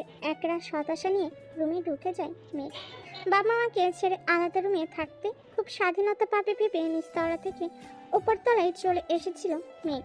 আবির ভাই বিদেশে যাওয়াতে কোনো চিন্তা ছিল না, কিন্তু মেঘ আসার 15 দিনের মাথায় তানভীর ও মেঘের পাশের রুমে চলে আসে জিনিসপত্র নিয়ে। শীতে সোজা উঠতেই তানভীরের রুম, বোনকে পাহারা দিতে মূলত এই রুমে আসা। তানভীর যতক্ষণ রুমে থাকে ততক্ষণ নিজের রুমের দরজাটা খুলে রাখে। মেঘ সিঁড়ি দিয়ে দৌড়ে উঠতে গেলেও ভাইয়ের কথা ভেবে আস্তে দিয়ে ওঠানামা করে। বর্তমানে মেঘের অবস্থা নাজেহাল, কারণ এক পাশে আবির ভাই এর রুম, আরেক পাশে তানভীর ভাইয়ের। তানভীর ভাইয়ের পরের রুমটা মিমের জন্য ঠিকঠাক করা হচ্ছে কিছুদিন পর থেকে। মিম উপরে থাকবে, কিন্তু তাতে কি, ভাইয়ের ঘর ডিঙ্গিয়ে মিমের রুম পর্যন্ত যেতে পারবে কিনা সন্দেহ আছে। রাত 10টার উপরে বাজে, সবে খাওয়া দাওয়া শেষ করে যার যার রুমে চলে গেছে। আবির এখনো বাড়ি ফিরেনি। মালিয়া খান সোফায় বসে অপেক্ষা করছেন ছেলের জন্য। 10-15 মিনিট পর বাড়িতে ঢুকলেন আবির আর তানভীর। মাকে বসে থাকতে দেখে কিছুটা রাগান্বিত হলো ছেলে। আম্মু, তুমি আমার জন্য এভাবে রাত জেগে বসে থেকো না প্লিজ, আমি নিজের মতো করে খেয়ে নিব। তোর বউ আসলে আমি আর অপেক্ষা করব না তোর জন্য, সহসা উত্তর দিলেন মালিহা খান। বরামর কথা শুনে সশব্দে হেসে উঠলেন তানভীর। আবির ঘাড় ঘুরিয়ে তাকায় তানভীরের দিকে, সঙ্গে সঙ্গে তানভীর হাসি থামিয়ে ফেলে। নিঃশব্দে হাসছে সে। তানভীর বরাবরই ভীতু প্রকৃতির। বাইরে যতই শক্তপোক্ত থাকুক না কেন, বাবা চাচা আর ভাইয়ের সামনে সে যেন ভেজা বিড়াল। এতদিন যত কাজই থাকতো, ছেলেটা 8টা থেকে 9টার মধ্যে বাড়ি এসে সবার সাথে খেতে বসতো, কিন্তু আবির ফেরাতে টাইম শিডিউলে কিছুটা পরিবর্তন হয়েছে ছেলেটার। আবির মায়ের উদ্দেশ্যে ঠাট্টার স্বরে বলে উঠল, এর উল্টোটাও হতে পারে, যেমন তোমার বৌমা তোমার কোলে ঘুমিয়ে গেল আর তুমি তাকে ঘুম পাড়াতে পাড়াতে আমার জন্য অপেক্ষা করলে। ছেলের এরকম ঠাট্টায় ভ্যাবাচাকা খেলেন মালিহা খান। আবির পুনরায় শান্ত অথচ কড়া কণ্ঠে বলে উঠল, কাল থেকে তোমায় যেন বসে থাকতে না দেখি, আমার কিছু লাগলে চেয়ে নিব, আর খাবার টেবিলে রেখে দিও, আমি খেয়ে নিব। এই কথার কোনো উত্তর না দিয়ে মালিয়া খান স্বাভাবিক কণ্ঠে বলেন, তানভীর, মেঘ এখনো খায়নি, একটু দেখে আসবি এখন খাবে কিনা। তানভীর ঠিক আছে বলে উপরে গেল। আবিরও নিজের রুমে গেল। 5 মিনিটে ড্রেস পাল্টে ফ্রেশ হয়ে নিচে নামছে। এতক্ষণে মেঘ খাবার টেবিলে চলে এসেছে। ভেবেছিল ভাই ফ্রেশ হয়ে নামার আগে তাড়াতাড়ি খেয়ে পালাবে। অর্ধেক খাওয়া হতে তার দৃষ্টি নিবদ্ধ হয় সিঁড়ির পাড়ে। কালো টি শার্ট আর ট্রাউজার পরে হাতে মোবাইল নিয়ে আপন মনে নামছে আবির। মেঘ সরু চোখে নিরীক্ষণ করছে আবিরকে। মানুষটাকে দেখে হৃদস্পন্দন বাড়তে লাগলো মেঘে। এখন সে স্পষ্ট অনুভব করছে তার বুকের ভিতর কিছু একটা হচ্ছে, কিন্তু বোধগম্য হলো না কি হচ্ছে। নিজের অজান্তেই বুকের বাঁ পাশে হাত রাখলো মেঘ। অনুভব করলো কিছু একটা অনবরত নৃত্য করছে বুকের ভিতরে। আবিরের চেয়ার টেনে বসার শব্দে ঘোর কাটলো মেঘের। সবেগে হাত নামে আনলো বুক থেকে। আবির মেঘের ঠিক বিপরীত চেয়ারটাতেই বসেছে। মেঘের ছোট্ট বুকটা অনবরত কেঁপে যাচ্ছে। চোখ তুলে তাকাতে পারছে না মেয়েটা।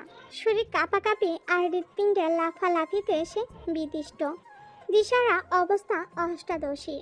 ইচ্ছে করছে ছুটে পালিয়ে যেতে আবিরের সামনে থেকে, কিন্তু পারছে না। মনে হচ্ছে পায়ে শিকল দিয়ে বাঁধা। মালিয়া খান হঠাৎ মেঘের হাতে হালকা ধাক্কা দিলেন। কি রে, কি হলো তোর? দ্বিতীয়বার ঘোর কাটল মেঘে। তৎক্ষণাৎ স্বাভাবিক হওয়ার চেষ্টা করলো। কাঁপা কাঁপা গলায় বলল, কিছু না। এই বলে পুনরায় খাওয়ার চেষ্টা করলো, কিন্তু এবার আর গলা দিয়ে খাবার নামছে না মেঘে। গলা শুকিয়ে কাঠ হয়ে গেছে। কাঁপা কাঁপা হাতে গ্লাস নিয়ে ঢকঢক করে অর্ধেক গ্লাস পানি নিমিশেই শেষ করে ফেল মেঘ। আবির আপন মনে খাচ্ছে। সামনে বা আশেপাশে কি হচ্ছে এসব দেখার প্রয়োজন মনে করল না সে। এই জগতে সবকিছু তার আগ্রহ সৃষ্টি করতে অক্ষম। আবিরের গাছের ভাব দেখে কিছুটা স্বাভাবিক হয়ে খাওয়া শুরু করে মেঘ। মাঝখানে এক পলকের জন্য তাকিয়েছিল আবিরের দিকে। কালো টি শার্টে মুখটা কত মায়াবী লাগছিল। এলোমেলো চুল, হাওড় স্টাইল দেখে দ্বিতীয়বারের মতো ক্রাশ খেলো অষ্টাদশী। কে বলতে পারে দুদিন আগে পর্যন্ত আবিরের কোনো স্মৃতি ছিল না মেঘের মনে। মস্তিষ্কে জুড়ে হঠাৎ মনে পড়লো শুধু ওকে মেরেছিল। এই স্মৃতিটাও মনে হতো আর রাগে কটমট করতো মেঘ। আর আজ বিকাল থেকে যতবার আবিরকে দেখছি ততবার মেঘের শীর্ণ বক্ষ ধরফরিয়ে উঠছে। ছোটবেলায় যে ভয়টা ভাইয়ের প্রতি বনে ছিল সেটা আজ বদলে গেছে। আবিরের দৃষ্টি তাকে বরফেনায় জমিয়ে দিচ্ছে প্রতিনিয়ত। এই দৃষ্টিতে সূচালো কিংবা ধারালো অস্ত্র আছে, যা কিশোরীর বক্ষপিঞ্জর এফর ওফর করে দেওয়ার ক্ষমতা রাখে। আবিরের দিকে এক দৃষ্টিতে তাকিয়ে হাবিজাবি চিন্তা করছিল মেঘ। আবির চোখ তুলে তাকাতেই মেঘের মনোযোগ ঘুরে গেল। আবিরের তপ্ত দৃষ্টি মনে হচ্ছে ফালা ফালা করে দিয়েছে হৃৎপিণ্ডটা। দৃষ্টি সংযত করে চিবুক নামিয়ে নিল গলায়। সহসা মুখবিবর চুপসে গেল আমসত্ত্বের মতো। দ্বিতীয়বার আবির দিকে তাকানোর স্পর্ধাটুকু হয় অহর্ষি। এর মধ্যে মালিয়া খান ছেলের উদ্দেশ্যে বলে উঠলেন, তোর নতুন কোম্পানিটা কি না খুলে হয় না? তোর বাবা বিষয়টা ভালোভাবে নিচ্ছে না। কেন বাবাকে রাখিয়ে দিচ্ছিস? তোর বাবা তোকে অনেক ভালোবাসে। শানিত স্বরে মায়ের দিকে তাকিয়ে আবির বলা শুরু করলো, ছেলেরা সারা জীবন বাবাদের প্রিয় থাকতে পারে না। নিজের স্বপ্ন ইচ্ছেকে প্রাধান্য দিতে গিয়ে দূরত্ব বেড়ে যায় বাবা ছেলে। এটা অস্বাভাবিক কিছু না। যদি বাবার স্বপ্ন বা ইচ্ছের হাল প্রতিটা ছেলে ধরতো তাহলে পৃথিবী এতটা এগিয়ে যেত না। আমাকেও দেশ ছেড়ে এত বছর বাহিরে পড়ে থাকতে হতো না। আব্বু নিজে এই কোম্পানি শুরু করেছিল। উনি যদি ওনার বাবার ইচ্ছেকে প্রাধান্য দিতেন তাহলে আজ এতদূর পৌঁছতেন না। তাছাড়া আমি তো বলিনি বাবার স্বপ্ন বাদ দিয়ে আমি আমার স্বপ্নকে প্রাধান্য দেব। আমার স্বপ্ন একান্তই আমার, আমি দুদিক দিয়ে সামলাবো। তুমি এসব নিয়ে অযথা চিন্তা করে নিজের শরীর খারাপ করো না। মালিয়া খান চিন্তিত স্বরে বলে উঠলেন, এত চাপ আর দৌড়াদৌড়ি করে তো নিজে অসুস্থ হয়ে পড়বি বাবা। আবির গম্ভীর কণ্ঠে বলে উঠল, তোমাকে তো বললাম আমার জন্য দুশ্চিন্তা করতে হবে না। তানভীর মাঝখান থেকেই বলে উঠল, মেঘ ভাইয়ের জন্য চিন্তা করার মানুষ আসে বড় আম্মু, তুমি রিল্যাক্সে থাকতে পারো। এতক্ষণ নীরবে খেলো। এই কথাগুলো শোনা মাত্রই ছোট্ট দেহ কম্পিত হয়। তার আতঙ্কিত হয়ে তাকালো আবির দিকে। আবির তৎক্ষণাৎ ঘাড় ঘুরিয়ে তাকালো তানভীরের দিকে। অমনি মুখটা চুপসে গেল তানভীরের। করুণ স্বরে বলল, সরি ভাই। পিনপতন নীরবতা খাবার টেবিলে। কেউ কোনো কথা বলছে না। মেঘের মনটা সহসা খারাপ হয়ে গেল। তানভীর আবিরের একনিষ্ঠ ভক্ত। এক কথায় দুজন দুজনে বেস্ট ফ্রেন্ড। আবির গম্ভীর স্বভাবে রাগী, কথা কম বলে, কিন্তু দিন শেষে আবিরের অপ্রকাশিত আবেগগুলো তানভীরকে শেয়ার করে এসেছে এত বছর। এমনকি এখনো আবির থেকেও বেশি তানভীর ভালোবাসে আবিরকে। আবির যদি বলে সারা রাত এক পায়ে দাঁড়িয়ে থাকতে, তানভীর তাই করবে। অবশ্য করবে নাই বা কেন? সেই কলেজ লাইফ থেকে রাজনীতি করার ইচ্ছে তানভীরের। পড়াশোনাতে তার বিশেষ আগ্রহ ছিল না। বড় আপু এবং আব্বুকেও কয়েকবার বলেছে, তাদের করার জবাব, রাজনীতি আমাদের পছন্দ না, এইবারই কেউ রাজনীতি করবে না। একদিন বাধ্য হয়ে ভাইকে কল করেছে তানভীর। ভালো মন্দ কথা শেষ করে তানভীর ভয়ে ভয়ে বলল, ভাইয়া তোমার সাথে আমার একটু কথা ছিল। আবির সাবলীল ভঙ্গিতে উত্তর দিয়েছিল সেই দিন। রাজনীতি করতে চাস তাই তো? তানভীর নিজের কানকে বিশ্বাস করতে পারছিল না। আবির তো স্বাভাবিকভাবে কথাটা বলেছে। তুই রাজনীতি কর, সমস্যা নাই, কিন্তু কিছু বিষয় মাথায় রাখবি। বিষয়টা দেখতে যতটা সহজ ততটাও সহজ না। একনিষ্ঠ এবং সৎ থাকতে হবে তোকে। দলমত নির্বিশেষে তোকে সত্যের পথে চলতে হবে। পা চাটা স্বভাব যেন না হয়। তানভীর ভয়ে ভয়ে বলল। বড় আব্বু আর আব্বু তো রাজি না। আবির এসে উত্তর দিয়েছিল, ওইসব আমি সামলে নিব, তুই আমায় কথা দে তুই তোর জায়গায় সৎ থাকবি, আর যে কোনো সমস্যা আমায় শেয়ার করবি। সেদিন খুশিতে তানবীরের চোখ টলমল করছিল। আবির সামনে থাকলে হয়তো জড়িয়ে ধরে কেঁদে দিত ছেলেটা। সেদিন ভাইকে কথা দিয়েছিল সে সারা জীবন সৎ থাকবে এবং একনিষ্ঠভাবে রাজনীতি করবে। এরপর থেকে রাজনীতি সম্পর্কিত যত ঝামেলা, কি করা দরকার, কোনটা করলে ভালো হবে, সবই ভাইয়ের সাথে সিদ্ধান্ত নিয়েছে তানভীর। আছে তার দলের সহ সভাপতি। সবটুকু ক্রেডিট আবিরের। আগামী বছর মেয়ের নির্বাচনের পরে নতুন করে সভাপতিত্ব করা হবে, তাই তানভীর চেষ্টায় আছে যেন এবার সভাপতি হতে পারে। তানভীরের রাজনীতির জন্য বাবা চাচার সাথে আবিরের কথা কাটাকাটি সেই শুরু থেকে। কিন্তু আবিরের এক কথা, তানভীর রাজনীতি করবে। আজ সন্ধ্যায় বাবা চাচার মুখের উপর বলে দিয়েছিল তানভীরকে কোনো প্রকার বাধা যেন না দেওয়া হয়। তানভীরের জীবনে আবির গাছের নাই, যার ছায়ায় তানভীরের অবস্থান। ভাই ছাড়া তানভীর অসহায়। খাওয়া শেষ করে আবির নিজের রুমে চলে গেছে, তানভীরও চলে গেছে। কিন্তু বসে আছে মেঘ। সে খাবার টেবিলে সবার আগে এসেছিল, ভেবেছিল ভাইদের আগে খেয়ে পালাবে, কিন্তু তার হলো কই। আবিরের জীবনে কেউ আছে, এই কথাটাই মাথায় ঘুরপাক খাচ্ছে। অষ্টাদশী ভাতের প্লেটে আঙ্গুল ঘোরাচ্ছে আর ভাবছে, আমার ছোট্ট মনটা এভাবে ভেঙে গেল। প্রেমে পড়ার আগেই ব্রেকআপ হয়ে গেল। ছি, থাক, মন খারাপ করিস না। ছেলেটা ভালো না, মনে নেই তোকে ছোটবেলায় মেরেছিল? আজ তো হিটলার। তোর জীবনে রাজপুত্র আসবে, যার জীবনে রাজ করবি শুধু তুই। মালিয়া খান মেঘের হাতে পুনরায় ধাক্কা দিয়ে বলল, থাক, তোর আর খেতে হবে না। এ তো হুঁশ ফিরে মেঘের। মেঘ কিছু বলার আগে খাবারের প্লেট সামনে থেকে নিয়ে যান উনি। বরামর এসব কর্মকাণ্ডে আহামক বনে যায় মেঘ। মালিয়া খান বলে ওঠেন, এভাবে 14 ঘন্টা ভাত নিয়ে বসে থাকলে বিষ হয়ে যাবে খাবার। মেঘরও খাবার খাওয়ার তেমন ইচ্ছে নেই আর। সে তো নিজেকে সান্ত্বনা দিতে ব্যস্ত। হাতটা ধুয়ে রুমের দিকে যাচ্ছিল। মালিয়া খান মেঘকে ডেকে আবার বলেন, তোর কি পেট ভরেছে নাকি? নতুন করে খাবার দিব তোকে? আর খাবো না। এটুকু বলে রুমে চলে আসে মেঘ।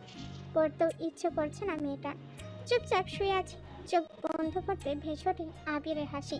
বাইকে নিয়ে যখন হাসি মুখে বলছিল কথাগুলো, কানে ভেসে আসছে কি সুন্দর করে কথা বলে মানুষটা। তা কোনো ধন রাখলে কুচকে ফেলা, ঘন ভ্রু দুটো, সবই যেন চোখের সামনে ভাসছে মেঘের। সঙ্গে সঙ্গে চোখ খুলে ফেলে মেঘ। মুখ ভেঙে আসে কষ্টে। এই লোক আমার ভাবনায় কেন আসছে বারবার? এই লোক তো অন্য কারো। এই বলে অভিমানে ঘুমিয়ে পড়ে মেঘ। আজ শুক্রবার সকাল থেকে বাড়িতে হইচই শুরু হয়ে গেছে। মিম, আদি আর মেঘ দুষ্টামি আড্ডায় মাতিয়ে তুলেছে ড্রয়িং রুম। 3-4 রান্নায় ব্যস্ত। আবির বাড়ি ফিরেছে বলে আবিরের 2 মামা 2 খালা তাদের বাচ্চারা সবাই দেখতে আসবে। মিম আর মেঘের মামা খালাদের বাড়ি থেকে বেড়াতে আসবে মানুষ। বেশিরভাগ মানুষই চাকরিজীবী, যার ফলে শুক্রবার ছাড়া কারোরও সময় নেই। ইকবাল খান ব্যস্ত বাজার করা নিয়ে। যখনই যা লাগছে উনি ছুটছেন আনার জন্য। তানবীরের সকাল থেকে কোনো খোঁজ নেই। সকালে নাস্তা করে বেরিয়েছে, পার্টি অফিসে কাজ আছে, বিকেলে ফিরবে বলে চলে গেছে। এর জন্য মেঘের কোনো ভয় ডর নেই। আপন মনে আড্ডায় মগ্ন মেয়েটা। হঠাৎ উপরে করিডোর থেকে আবির ডাক দিল মাকে। আম্মু, একটু কফি দিতে পারবে? এই বলে রুমে চলে গেল পুনরায়। উত্তর শোনারও প্রয়োজন মনে করেনি সে। মালিয়া খান কফি করে মেয়েকে ডাক দিলেন। কফিটা আবিরকে দিয়ে আয় তো মা। তৎক্ষণাৎ মেঘের মনে পড়ে গেল গতকাল রাতের কথা। সংসার বলে উঠল, আমি কেন? মিম দিয়ে আসুক। মালিহা খান কিছুটা বিরক্তি নিয়ে বলেন, ওরা নিয়ে ফেলে দেবে, তখন আরেক মুসিবতে পড়বো। বাড়িতে একটু পর মেহমান আসবে, জানা মা। মেঘার কথা না বাড়িয়ে ধীর পায়ে হাঁটতে হাঁটতে আবিরের দরজা পর্যন্ত আসলো। গলা শুকিয়ে যাচ্ছে মেঘের, বুকের ভিতরে ধুকটা বেড়ে যাচ্ছে, হাত পা কাঁপছে। আস্তে আস্তে দরজায় টোকা দিল মেঘ। দরজা খোলা আছে। কাঁপা কাঁপা হাতে দরজায় ধাক্কা দিল মেঘ। আবির ল্যাপটপে কি যেন করছে, তাকেও দেখলো না কে এসেছে। এখানে রেখে যা। মেঘ হাঁটতে পারছে না, হাত আরো বেশি কাঁপছে এখন। পায়ে একটুকু জোর পাচ্ছে না, তাই দাঁড়িয়ে আছে আগের জায়গায়। আবির ল্যাপটপ টেবিলে রেখে মেঘের মুখোমুখি এসে দাঁড়িয়েছে। হাত থেকে কফির কাপটা নিয়ে ড্রেসিং টেবিলে রাখে। মেঘের সেদিকে কোনো মনোযোগ নেই। তার মস্তিষ্কের প্রতিটা নিউরন ছুটছে এদিক সেদিক। বডি স্প্রের তীব্র ঘ্রাণে হুঁশ ফেরে মেঘ। তার থেকে 1 ফুট দূরত্বে দাঁড়িয়ে আছে আবির। আচমকা এইভাবে এসে দাঁড়ানো একটু ভ্যাবাচাকা খেলো মেয়েটা। মেঘ তস্ত ঘুরে গেল নিজের উপর জোর খাটিয়ে বাবার দরজার দিকে। সবেগে সদর হস্তে মেঘের কোনোই চেপে ধরল আবির। করা আদেশে বলল, এদিকে তাকা। অনিচ্ছা সত্য ঘুরে দাঁড়ালো মেঘ। চিবুক নেমে গলায় আটকালো, সারা শরীর কাঁপছে। শীতল স্বরের হুমকিতে কানের লতি গরম হয়ে যাচ্ছে।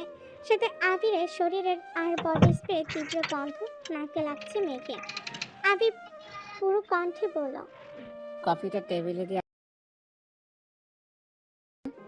এতটুকু বলতে মেঘ হেলে তুলে পড়ে যেতে নেয়। টালমাটাল মেয়েটার বাহু ধরে সোজা দাঁড় করিয়ে দিল আবির। জ্ঞান হারাতে হারাতেও যেন হারায়নি মেঘ। আবিরের চাহনিতে তীক্ষ্ণতা, গভীর কণ্ঠে বলল, তুই কি পুষ্টিহীনতায় ভুগছিস? অবশ্য ভুগবি নাই বা কেন? খাবারের প্লেটে আঙ্গুল ঘোরালে কি আর শরীরে পুষ্টি হবে? প্রথমে গম্ভীর কণ্ঠে বলল, শেষটা যেন মজার ছলে বলল। মেঘের শরীর ঘামছে। কে বুঝবে এই লোকটাকে? কে বোঝাবে এই লোকটাকে? যাকে দেখলে অষ্টাদশীর সব শক্তি নিমিষেই মিলিয়ে যায় কোথাও যেন। যার দৃষ্টি কেড়ে নেয় তার সমস্ত ধ্যান জ্ঞান মনোনিবেশ। আবির সাবলীল ভঙ্গিতে বলে উঠল, যেতে পারবি নাকি দিয়ে আসবো? নিজেকে সামনে মেঘ বলল, পারবো। আবির তাকিয়ে আছে অষ্টাদশী হাঁটার পানে। মেঘ কোনো রকমে নিজের রুম পর্যন্ত এসেছে। এক দৌড়ে এসে খাটে শুয়েছে। মন মস্তিষ্ক অস্বাভাবিকভাবে লাফালাফি করছে। কয়েক মুহূর্তের জন্য নিজের অস্তিত্ব খুঁজে পেল না সে। সেল ছাড়িয়ে পড়ে আছে বিছানায়। 11টার পর থেকে মেহমান আসা শুরু হয়েছে। বাড়িঘর ভরে গেছে আত্মীয় স্বজনে। মিম আদি গোসল করে সেজেগুজে গল্প করছে সবার সাথে। আবির একেবারে নামাজের সময় ঘর থেকে বের হয়েছে। টুপি পাঞ্জাবি পরাই অন্যান্য দিনের থেকেও বেশি সুন্দর লাগছে ছেলেটাকে। সবাইকে সালাম দিয়ে টুকটাক কথা বলে মামাদের সাথে বেরিয়ে যায় নামাজ পড়তে। মেঘের দেহ এখনই বিছানায় লেপ্টে আছে। বোনকে খুঁজতে মেঘ উপরে গিয়ে দেখে মেঘ ঘুমাচ্ছে। ডাকতে ডাকতে মেঘের ঘুম ভাঙে। আপু, ও আপু, উঠো। এখনো ঘুমাচ্ছ কেন? বাড়িতে মেহমান চলে আসছে। আজান পড়ে গেছে অনেকক্ষণ আগে। উঠো, নামাজ পড়ে রেডি হও। আম্মু আমায় পাঠাইছে তোমায় ডাকতে। কিছুক্ষণ পর মেঘের জ্ঞান ফিরে পাশের দেওয়ালে টাঙ্গানো ঘড়ির দিকে তাকায়। 1:15 বাজে। তৎক্ষণাৎ শোয়া থেকে উঠে বসে। আবিরকে কফি দিতে গিয়েছিল 8:30 কিংবা 9টার মধ্যে। 4 ঘন্টার উপরে তার জ্ঞান ছিল না। 5 মিনিট বসে তারপর গোসল চলে যায়। নামাজ পড়ে আবির দেওয়া একটা জামা পরে নিল মেঘ। বেগুনি রঙের গাউন, মোটামুটি গর্জিয়াস। চুলগুলো খোপা করে নিল। এত লম্বা চুল ছেড়ে রাখলে কিছুই করতে পারবে না সে। মুখে হালকা ফেস পাউডার দিয়ে গোলাপি রঙের লিপস্টিক দিল হালকা করে। রুম থেকে বের হলো প্রায় 3টার দিকে। মামা খালারা সবাই খেতে বসেছে। ছোটদের খাওয়া শেষ। রুম থেকে বেরিয়ে করিডোরে দাঁড়িয়ে পরিস্থিতি বোঝার চেষ্টা করছে সে। বাড়িতে এত হইগুলোর শব্দে মাথা ধরে গেছে মেঘের। নজর ফেলে সোফার দিকে। আবিকে ঘেরাও করে বসে আছে সব মামালো খালাতো ভাই বোনেরা। তার মধ্যে একজনের দিকে নজর পড়ে স্পেশাল একজন, মালাপুর দিকে। মালাপু অনার্স 3য় বর্ষে পড়তেছে এখন। আবির ভাইয়া মামাতো বোন মালাপুর একটা বড় আপু আছে, উনি মাইশা। ওনার পড়াশোনা শেষ, জব করতেছেন এখন। 2 বোনই এসেছেন, কিন্তু মালাপুর দৃষ্টি কেমন জানে আবির ভাইয়ের দিকে। এমনভাবে তাকিয়ে আছে যেন চোখ দিয়ে গিলে খাবে আবির ভাইকে। বিষয়টা দেখে মেঘের মেজাজ গরম হয়ে গেছে। তৎক্ষণাৎ মনে পড়ে গেল রাতের কথা। তানবীর ভাইয়া তো বলেছিল আবির ভাইয়ের জীবনে কেউ আছে। মালা আপুই কি সেই কেউটা? ভাবতেই বুক ভরে ওঠে কষ্টে। আবিরের সমবয়সী একটা ভাইয়া আছে, নাম সাকিব। উনি আবির ভাইয়ের দ্বিতীয় বেস্ট ফ্রেন্ড বলা চলে। আরও কয়েকটা ছোট ভাই আবির ভাইকে এটা সেটা জিজ্ঞেস করছে।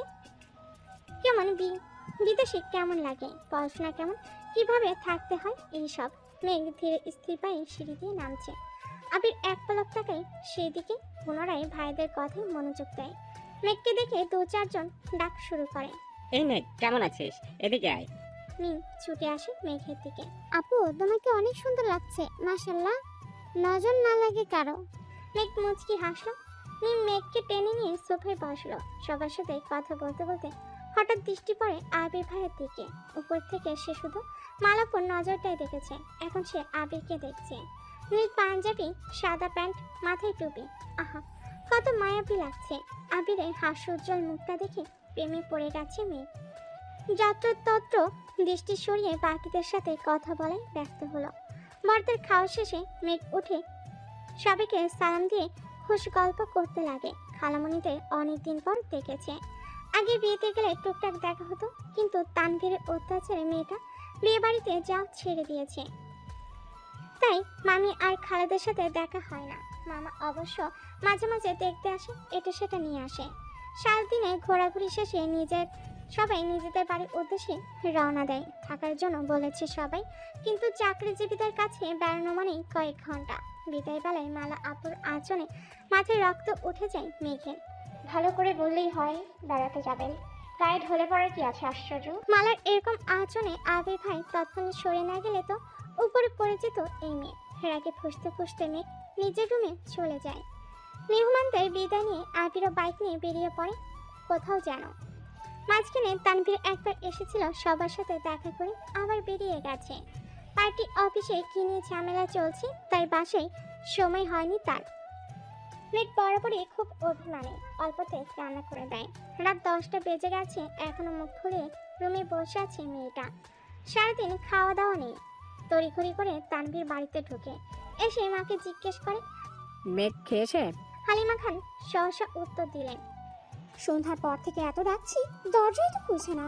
তানভীর আর কথা বাড়ালো না, তড়িৎ গতিতে ছুটে গেল বোনের দরজার সামনে। প্রথমে আস্তে করে ডাকলো, মেঘের সাড়া নেই। আচমকা জল শক্ত করে এক প্রকার চিৎকার দিল। মেঘ, তুই এ মুহূর্তে দরজা না খুললে তোর কপালে শনি আসে বলে দিলাম। মেঘ শোয়া থেকে এক লাফে উঠে বসলো। কয়েক সেকেন্ডে দৌড়ে গিয়ে দরজাটা খুললো। চোখ তুলে তাকানোর সাহস নেই ভাইয়ের দিকে। আজ পর্যন্ত তানভীর মেঘের গায়ে হাত তুলেনি, শুধু ধমকে দিয়েছে। কিন্তু ভাইকে এক বিন্দু বিশ্বাস করে না মেঘ। কখন আবির ভাইয়ের মতো নাকি মুখে মারবে, থাপ্পড়ের বিশ্বাস নেই। দরজা খুলতে নরম স্বরে তানভীর বলল, খেতে যা। মেঘ তানভীরের এত নরম স্বর কোনোদিন শোনেনি। ভাবতে পারছি ভাই তাকে এত ভালোবেসে খেতে বলছে। খাওয়া শেষ হলে তোর ফোনটা দিস, তোকে একটা ফেসবুক আইডি খুলে দেবো। তানভীরের এমন কথায় মেঘ আহমদ বনে গেল। তানভীর ভাই বরাবরই এরকম, নিজে ঝাড়বে তারপর নিজে আদর করবে, এটা সেটা কিনে আনবে মেঘের জন্য। কিন্তু আজকের বিষয়টা সম্পূর্ণ ভিন্ন। এত নরম স্বর কখনো শুনিনি এর আগে। নিমিষে বোনটা খুশিতে ভরে গেল মেঘের। খাবার টেবিলে বসে আপন মনে খাচ্ছে মেঘ। আজকে তার পছন্দের অনেক রেসিপি আছে, একটু একটু করে সব চেক করছে। কিন্তু রাগে ফুসফুস করছে মেঘের আম্মু হালিমা খান। সন্ধ্যা থেকে যে তোকে এতবার ডাকতে গেলাম, বের হই না কেন? ঠিকই ভাইয়ার ভয়ে বের হয়ে আসতি। আমাকে কেন কষ্ট দেস? তোকে কে কি বলে 2 দিন পর পর না খেয়ে পড়ে থাকিস? কিছুদিন পরে যে অ্যাডমিশন, না খেলে পড়বি কিভাবে? আর না পড়লে ভর্তি হবি কিভাবে? তুইও তো তোর ভাইয়ের মতো হচ্ছিস।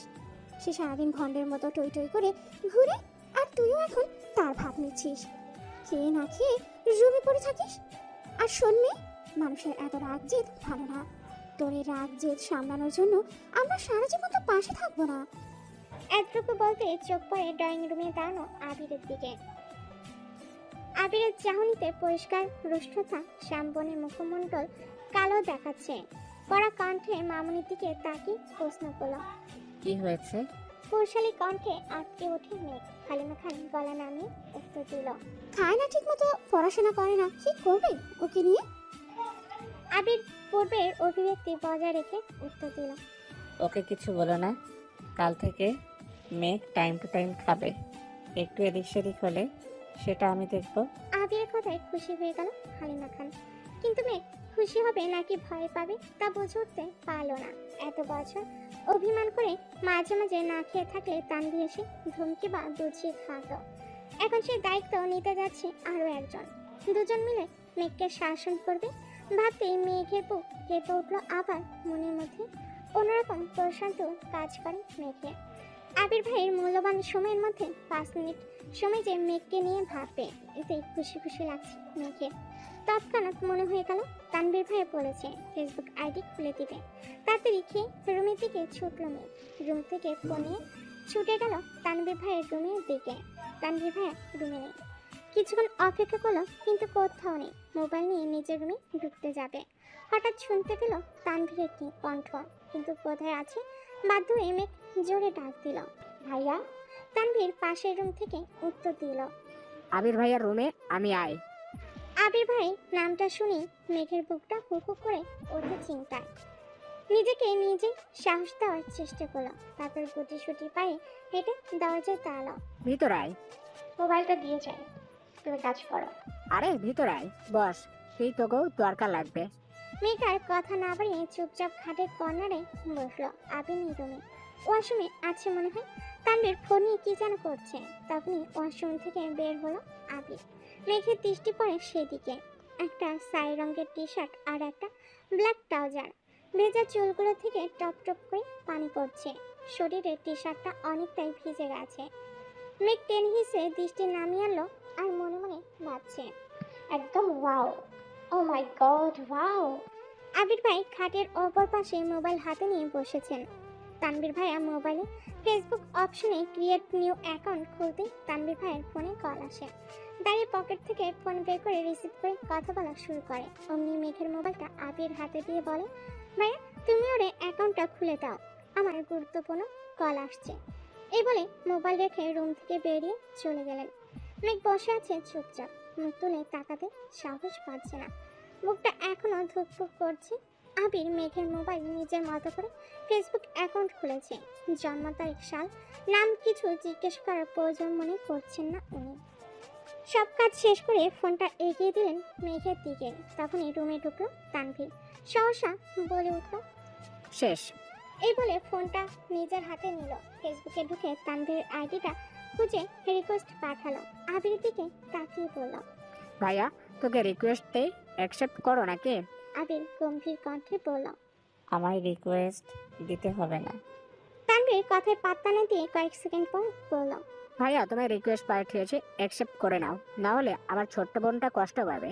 আবির তীক্ষ্ণ দৃষ্টিতে তাকিয়ে আছে তানভীরের দিকে।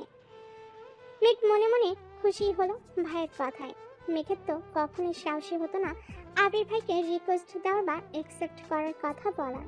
তানভীর সেদিকে গুরুত্ব না দিয়ে মেঘের হাতে ফোন দিয়ে বলল, এখন যা, আমি আর ভাইয়া অ্যাকসেপ্ট করে নেব, তুই কি করিস না করিস সব নজরে রাখবো কিন্তু। মেঘ কোনো কথা না বলে মাথা নিচু করে রুমে চলে আসলো মোবাইল নিয়ে।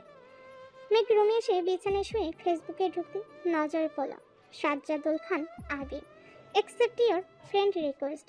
মেঘ শোয়া থেকে উঠে বসে মেঘের খুশি দেখে কে ফ্রেন্ড লিস্টে একমাত্র ফ্রেন্ড, সেটাই আবির ভাই। তার একটা স্ক্রিনশট রেখে দিল মেঘ। তার 5 মিনিট পর অ্যাকসেপ্ট করলো তানভীর ভাই। আবির ভাইয়ের আইডিতে ঢুকলো। প্রোফাইল পিকটা নতুন কেনা বাইকে বসা, একদম ওয়াও।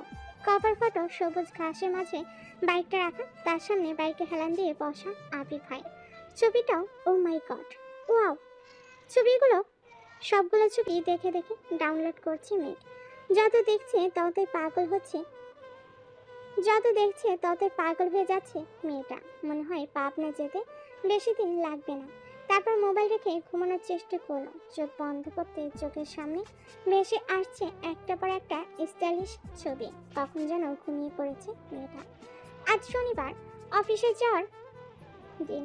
সকাল সকাল উঠে শাওয়ার নিয়ে ফিটফাট হয়ে রেডি হয়ে পড়েছে আবির। 7:30 বাজে। মাত্র নিজের রুম থেকে বের হয়ে করিডোর দিয়ে দৌড়তে হাঁটছে। হঠাৎ মেঘের দরজার সামনে এসে দাঁড়িয়ে দরজায় ডাক দেয়। দিবা ডাকতেই ঘুমন্ত মেয়ে ঘুমিয়ে টলতে টলতে দরজা খুলে সামনে দাঁড়িয়ে আছে আবির ভাই। নিজের চোখকে যেন বিশ্বাসই করতে পারছে না। প্রথমে ভেবেছে এটা স্বপ্ন, তারপর এদিক সেদিক তাকিয়ে বুঝলো এটা বাস্তব। আচমকা এইভাবে আবিরকে দাঁড়ানো দেখে ভেবাচেকা খেল মেয়েটা। মেঘের চেহারায় নিশ্চিত ভাবটা লেপটে আছে এখনো। আবির পূর্ণ দৃষ্টিতে পরখ করলো অষ্টাদশী রাঙ্গা মুখ বিবল, তারপর চোখ সরিয়ে নিয়ে বলল, 5 মিনিটের মধ্যে খেতে আয়। পুনরায় দ্রুত গতিতে হাঁটা দিল। আবিরের অযাচিত উপস্থিতি নাড়িয়ে দিয়েছে মেঘের মস্তিষ্কে।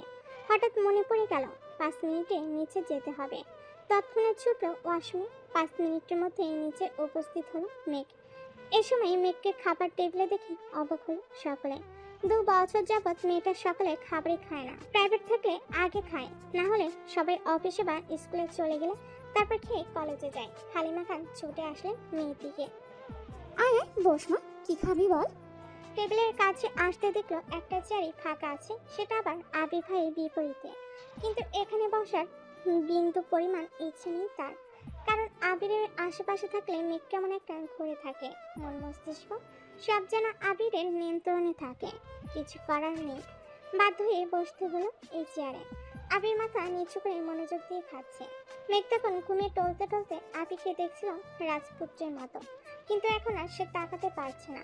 শীর্ণ বক্ষ ধরধর করছে মেঘে। মনে মনে খুব করে যাচ্ছে একটু তাকে আবিরকে দেখতে, কিন্তু মনে হচ্ছে কিছু একটা মাথায় চেপে বসে আছে, মুখটাই তুলতে পারছে না। আলী আহমেদ খান হঠাৎ বলে উঠলেন, মেঘমা, আজ থেকে তোমার নতুন টিউটর আসবে। সারাদিন তো তুমি বাইরে থাকবে, তাই তাকে সন্ধ্যার পর আসতে বলেছি। মেঘ চুপচাপ খাবার খাওয়ার চেষ্টা করছে। বুকের ভেতর যে ঝড় তুফান চলছে তা যেন কেউ বুঝতে না পারে। আবির সবার আগে খাবার শেষ করে বাসা থেকে বের হয়ে গেল। আবির পেছন পেছন আলী আহমেদ খান, মোজাম্মেল খান ও ইকবাল খানও চলে গেলেন। ইকবাল খান আগে অফিসে জানিয়ে দিয়েছে অফিস যেন সাজিয়ে গুছিয়ে রাখে। আবির অফিসের সামনে এসে বাইক পার করে অফিসে ঢুকতে গেলে সিকিউরিটি গার্ড বলে ওঠে, স্যার, আপনার একটু বসতে হবে। বড় স্যাররা না আসলে আপনি ভেতরে যেতে পারবেন না। আবিরের পায়ের রক্ত মাথায় উঠে যাচ্ছে। রাগে কটমট করতে করতে ওয়েটিং রুমে বসে আছে সে। 10 মিনিটের মধ্যে অফিসে ঢুকলেন 3 ভাই। আবির তখনও বসে আছে। কিছুক্ষণ পর সিকিউরিটি গার্ড এসে ডাকলেন, স্যার, আপনাকে ভেতরে যেতে বলেছে। আবির নির্ভীক ভঙ্গিতে হেঁটে ভিতরে চলে গেল। অফিসের ভেতর ফুল দিয়ে সাজানো। ঢুকতে সবাই হাততালি দিয়ে কনগ্রাচুলেশন জানাচ্ছে আবিরকে। 2-1 ছবি তোলায় ব্যস্ত। বাবা, চাচা 3 জন আর আবির মিলে একটা কেক কাটলো। 3 ভাইয়ের তো আজকে খুশি দিন। বংশের বড় ছেলে তাদের কোম্পানির হাল ধরতে যাচ্ছে। এর থেকে বড় পাওয়ার আর কি আছে? তানভীর মতো আগে যদি মুখের ওপর বলে দিত আমি ব্যবসা সামলাবো না, আমি তখন তো কিছু করার ছিল না। আবির যেহেতু মেনে নিয়েছি, এতেই হবে। ঘন্টা খানেক হলো আবির অফিসে এসেছে। এরই মধ্যে চাচু ইকবাল খান বাতিজাকে সব কর্ম বুঝিয়ে দিতে ব্যস্ত। অন্যদিকে আলী আহমদ খান এবং মোজাম্মেল খান আজ আড্ডায় মগ্ন। তাদের মাথা থেকে সব চাপ চলে গেছে। 2 ভাই মিলে চা খাচ্ছে, ছুটি করছে। এত বছরের ব্যবসায়িক জীবনে অবসানের সময় এসেছে এবার। সারাদিন আবিরের ব্যস্ততায় কাটে। প্রথম দিনের অফিস দায়িত্ব বুঝে নেওয়া বিশাল চাপ। মাঝখানে একবার সময় করে বাবা চাচাদের সাথে তোলা একটা ছবি ফেসবুকে শেয়ার করেছিল। 4টায় বাসায় ফিরেছে আবির। এসে সোজা রুমে চলে গেছে। শাওয়ার নিয়ে রেস্ট নিচ্ছে, হয়তো ঘুমিয়ে পড়েছে। দুঃস্বপ্ন দেখলো কিনা আচমকা উঠে বসলো বিছানায়। আবিরের চোখে মুখে উদ্বেগ স্পষ্ট। তড়িঘড়ি করে রুম থেকে বের হয়ে নিচে আসলো। পরিস্থিতি স্বাভাবিক। মালিয়া খান এবং হালিমা খান কাজে ব্যস্ত। আদির আম্মু আদিকে নিয়ে পড়াতে বসেছেন। মিমো হয়তো পড়ছে নিজের রুমে। কয়েক মুহূর্ত সোফায় বসে আবার উঠে রান্নাঘরের দিকে গেল। হালিমা খানের দিকে তাকে ঠান্ডা কণ্ঠে জিজ্ঞেস করলো, মেঘ কোথায় মামনি? মেয়েকে টিটর এসে পড়া ঘরে পড়াচ্ছে। ও আচ্ছা, আমার একটু কফি করে দিতে পারবে? একটু অপেক্ষা করো বাবা, এখনই দিচ্ছি। আমি ছোটবেলা থেকে নিজের মা মালিয়া খানকে আম্মু, তানভীরের আম্মুকে মামুনি আর আদির আম্মুকে কাকিয়া ডেকে অভ্যস্ত। এত বছরও তার ডাকে পূর্বে নাই মিষ্টতা মিশে আছে। সোফায় বসে কফি খাচ্ছে আর মোবাইল ঘাটাঘাটি করছে। 20 মিনিট পর পড়ার রুম থেকে বের হলো একটা ছেলে। বয়স হতো 22 থেকে 23 হবে। 5 ফুট 7 থেকে 8 ইঞ্চি লম্বা হবে, চোখের চশমা। হালিমা খানকে বলল, আন্টি, আজ আসি, আবার কাল আসবো। হালিমা খানও হাসি মুখে বলেন, আচ্ছা ঠিক আছে। এদিকে আবিরের কোমলতা পাল্টে গেল, চটে গেল ভীষণ। সবেগে খুশি বসালো সোফার পাশের দেওয়ালে। আবিরের চোখ আগুনের মতো লাল হয়ে গেছে। এক মুহূর্ত বসলো না, সোজা উঠে ধপধপ করে সিঁড়িতে উঠে গেল নিজের রুমে। অতিরিক্ত রাগে আবিরের তামাটার চেহারাটা রক্তবর্ণ ধারণ করেছে। চোখে যুগলে ক্রোধ স্পষ্ট প্রতীয়মান হচ্ছে। 7 থেকে 8 মিনিটের মধ্যে ভীষণ তাড়াহুড়োতে তৈরি হয়ে নিচে নামছে আবির। মেঘ পড়ার রুম থেকে বই খাতা নিয়ে রুমের উদ্দেশ্যে রওনা দিল। হঠাৎ সিঁড়ির নিচের সাইড হয়ে দাঁড়িয়ে পড়ে সে। আবির ভাই হুলুস তুলুস বাঁধিয়ে নামছে। মেঘ এক দৃষ্টিতে তাকিয়ে আছে। মানসিক টানাপোড়েনে ভুগছে মেয়েটা। আবির সামনে বা আশেপাশে কোথাও দাঁড়াতে পারে না মেঘ। আবিরকে দেখলে যেন খেই হারাই বারবার, হৃদয় কেঁপে ওঠে অস্তশীল। কেমন অস্থির অস্থির লাগে, যেমন মারাত্মক চাহনি তেমনি মারাত্মক তার চলাফেরা। মনে মনে এসব ভেবে যেন ঘোরের রাজ্যে চলে যায় মেঘ। আবির পাশ দিয়ে যাওয়াতে আবিরের শরীরের ঝাঁঝালো গন্ধ সাথে তীব্র স্প্রের গন্ধ মস্তিষ্ক পর্যন্ত চলে যায়। সহসা ঘোর কাটে মেঘের। শীতে আবির ভাই নেই। কয়েক কদমে আবির পৌঁছে গেল মেন গেটের কাছে। হঠাৎ রান্নাঘর থেকে মালিয়া খান ডাকলেন, এই সময় কোথায় যাচ্ছিস বাবা? মেঘ পেছন ফিরে তাকায় সেদিকে। আবির চৌকাঠের বাহিরে পা রাখতে রাখতে ব্যস্ত আর ক্রোধিত কণ্ঠে উত্তর দিল, বাহিরে একটু কাজ আছে, ফিরতে রাত হবে। এক মুহূর্ত দাঁড়ায়নি সে। ক্ষিপ্র বেগে হেঁটে চলে যায়। মেঘঠায় দাঁড়িয়ে আছে সিঁড়ির নিচে। কিছুই যেন ঢুকছে না ছোট্ট মস্তিষ্কে।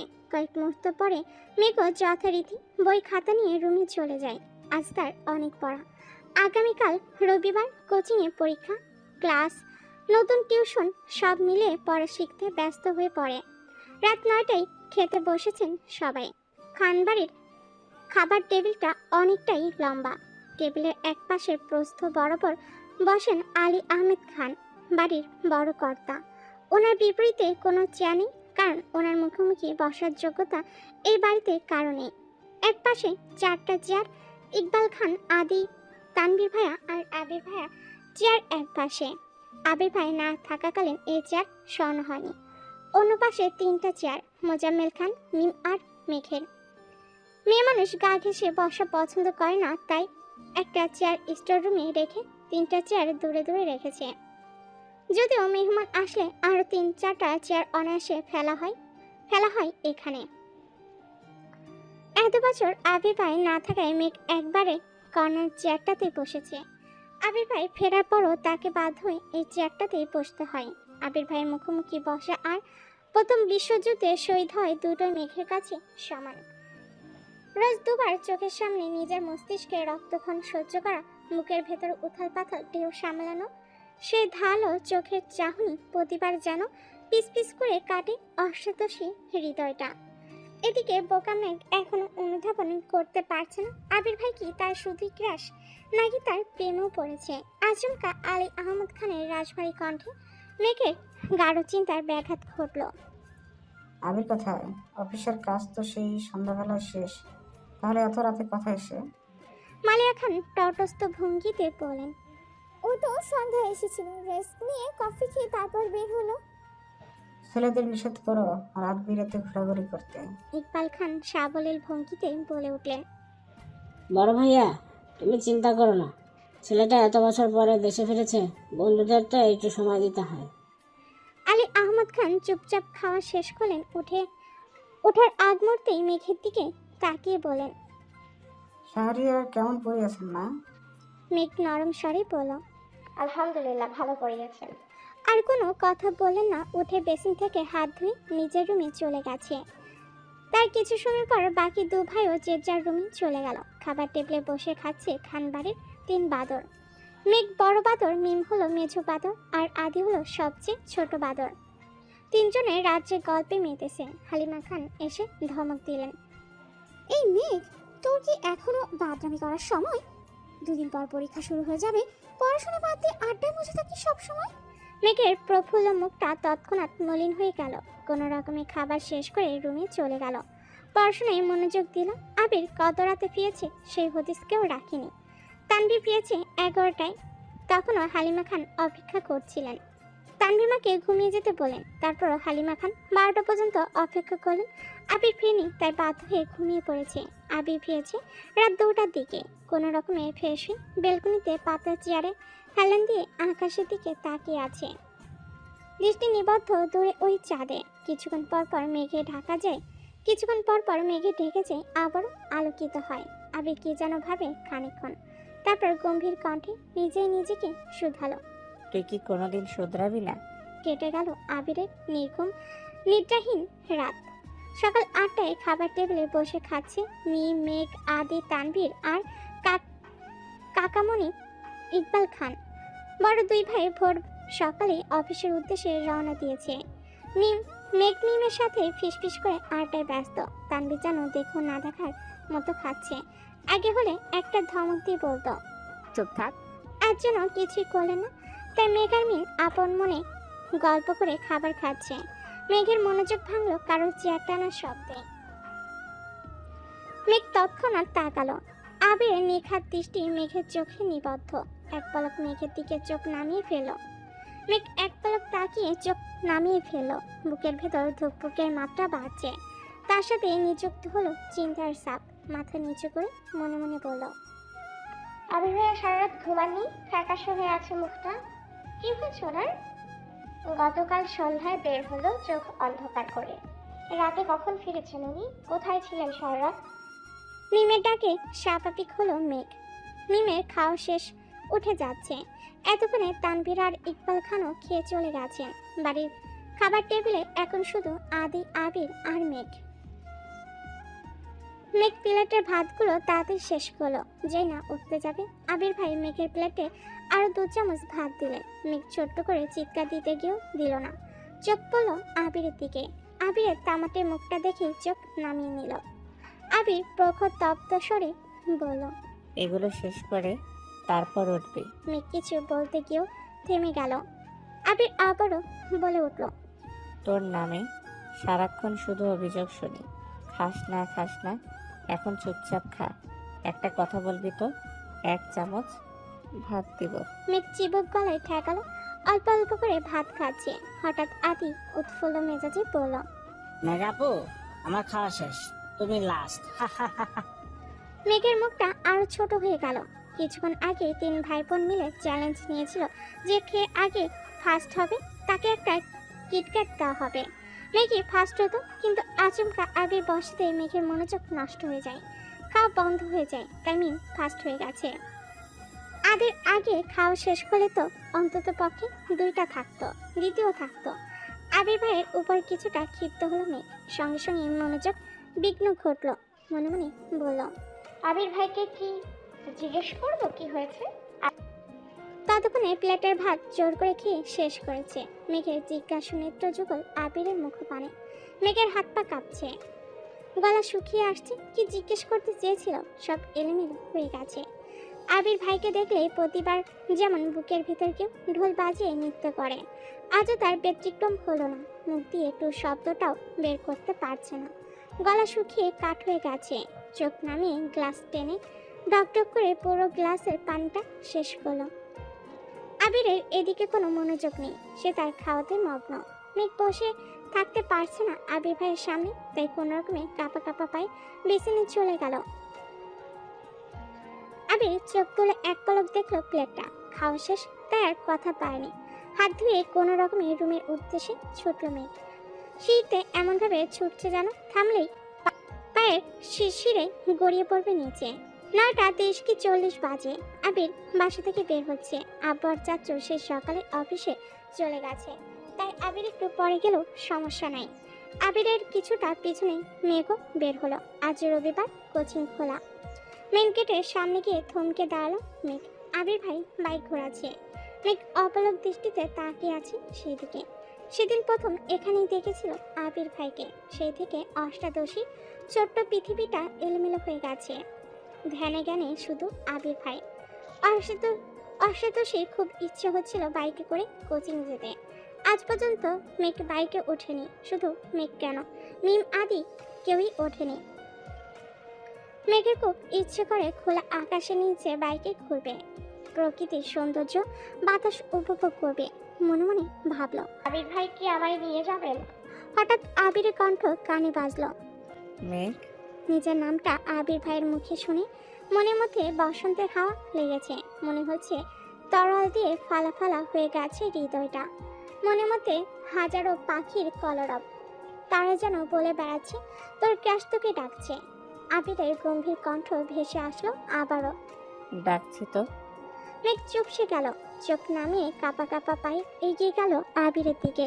মনে মনে ভাবলো, আবির ভাই কি সত্যি আমায় বাইকে করে নিয়ে যাবেন? আবির চোখে মুখে বিরক্তি নিয়ে বলল। তুই চুল খুলে ঘুরিস কেন? মেঘ যেন আহম্মক হয়ে রইল। আবির কণ্ঠ দ্বিগুণ ভারী করে বলল। আজকের পর থেকে যেন তোকে বাহিরে কোথাও চুল খোলা না দেখি। যদি আর একদিন তোকে এভাবে দেখি তাহলে এমন থাপ্পড় দিব তোর গাল থেকে থাপ্পড়ের দাগ 1 মাসেও যাবে না। ছোটবেলার মাইরটা আশা করি ভুলিস নাই। এইটুকুন বলেই আবির হেলমেট পরে বাইক স্টার্ট দিয়ে চলে গেল। মেঘের মাথায় আকাশ ভেঙে পড়ল। কয়েক মুহূর্ত নিস্তব্ধ হয়ে রইল। মেঘ নিজের প্রতি নিস্পৃহায় শ্বাস ফেলল। আবির ফিরে আসার পর থেকে মেঘ উদ্দোলিত। ক্রাশ খাওয়া, প্রেম প্রেম অনুভূতি সবাইতে যেন পানি, আরে না না, বরফ ঢেলে দিয়ে গেল আবির ভাই। যে মেঘ আবিরের প্রেমে হাবুডুবু খাবে ভাবছিল, তাকে যেন গভীর খাদে চুবিয়ে মারল। মনে পড়ে গেল ছোটবেলায় আবিরের মায়ের কালো অধ্যায়। ছোটবেলায় আবিরই মেরেছিল শুধু তাকে। আজ পর্যন্ত মা বাবা এমনকি তানভীরের এত ধমকায়, সেও কোনোদিন মেঘের গায়ে হাত তোলেনি। এত বছর পর আবির ভাই ফিরল।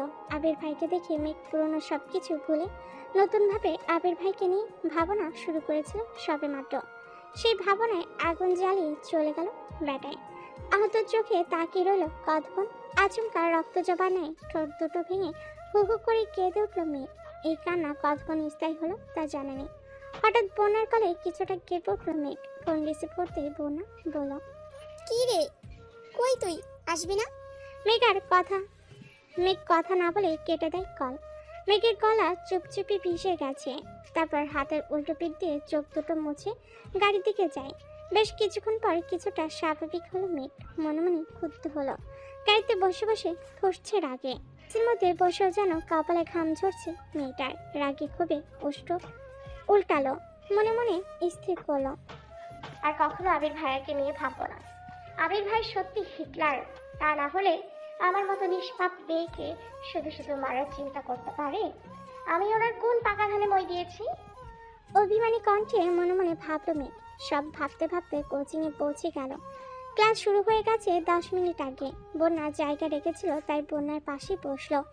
একটা ক্লাস শেষ হওয়ার পর আরেকটা ক্লাসে স্যার আস্তে আস্তে বন্যা মেঘকে ফিস ফিস করে বলল। কি রে, আসতে এত দেরি হলো কেন? আর তুই না আমাকে তোর ক্রাশ বয় আবির ভাইয়ের ছবি দেখাবি বলছিলি, কই দেখা? মেঘ করুণ দৃষ্টিতে তাকালো বন্যার দিকে। তারপর গভীর কণ্ঠে উত্তর দিল। প্রথমত ওনার জন্য আমার আসতে দেরি হয়েছে। দ্বিতীয়ত ক্রাশ শব্দটা মনের মধ্যে চাপা পড়ে মরে গেছে। শুধু শুধু আমার জীবন থেকে 3টা দিন নষ্ট করলাম। এখন থেকে আমি শুধু পড়াশোনা করব, অন্য কিছু ভাববো না। মেঘের কথাগুলো বন্যা মনোযোগ দিয়ে শুনলো। তারপর সশব্দে হেসে উঠল বন্যা। মেঘ তীক্ষ্ণ দৃষ্টিতে তাকিয়ে আছে বন্যার দিকে। বন্যা আবার আস্তে ধীরে ধীর কণ্ঠে বলল।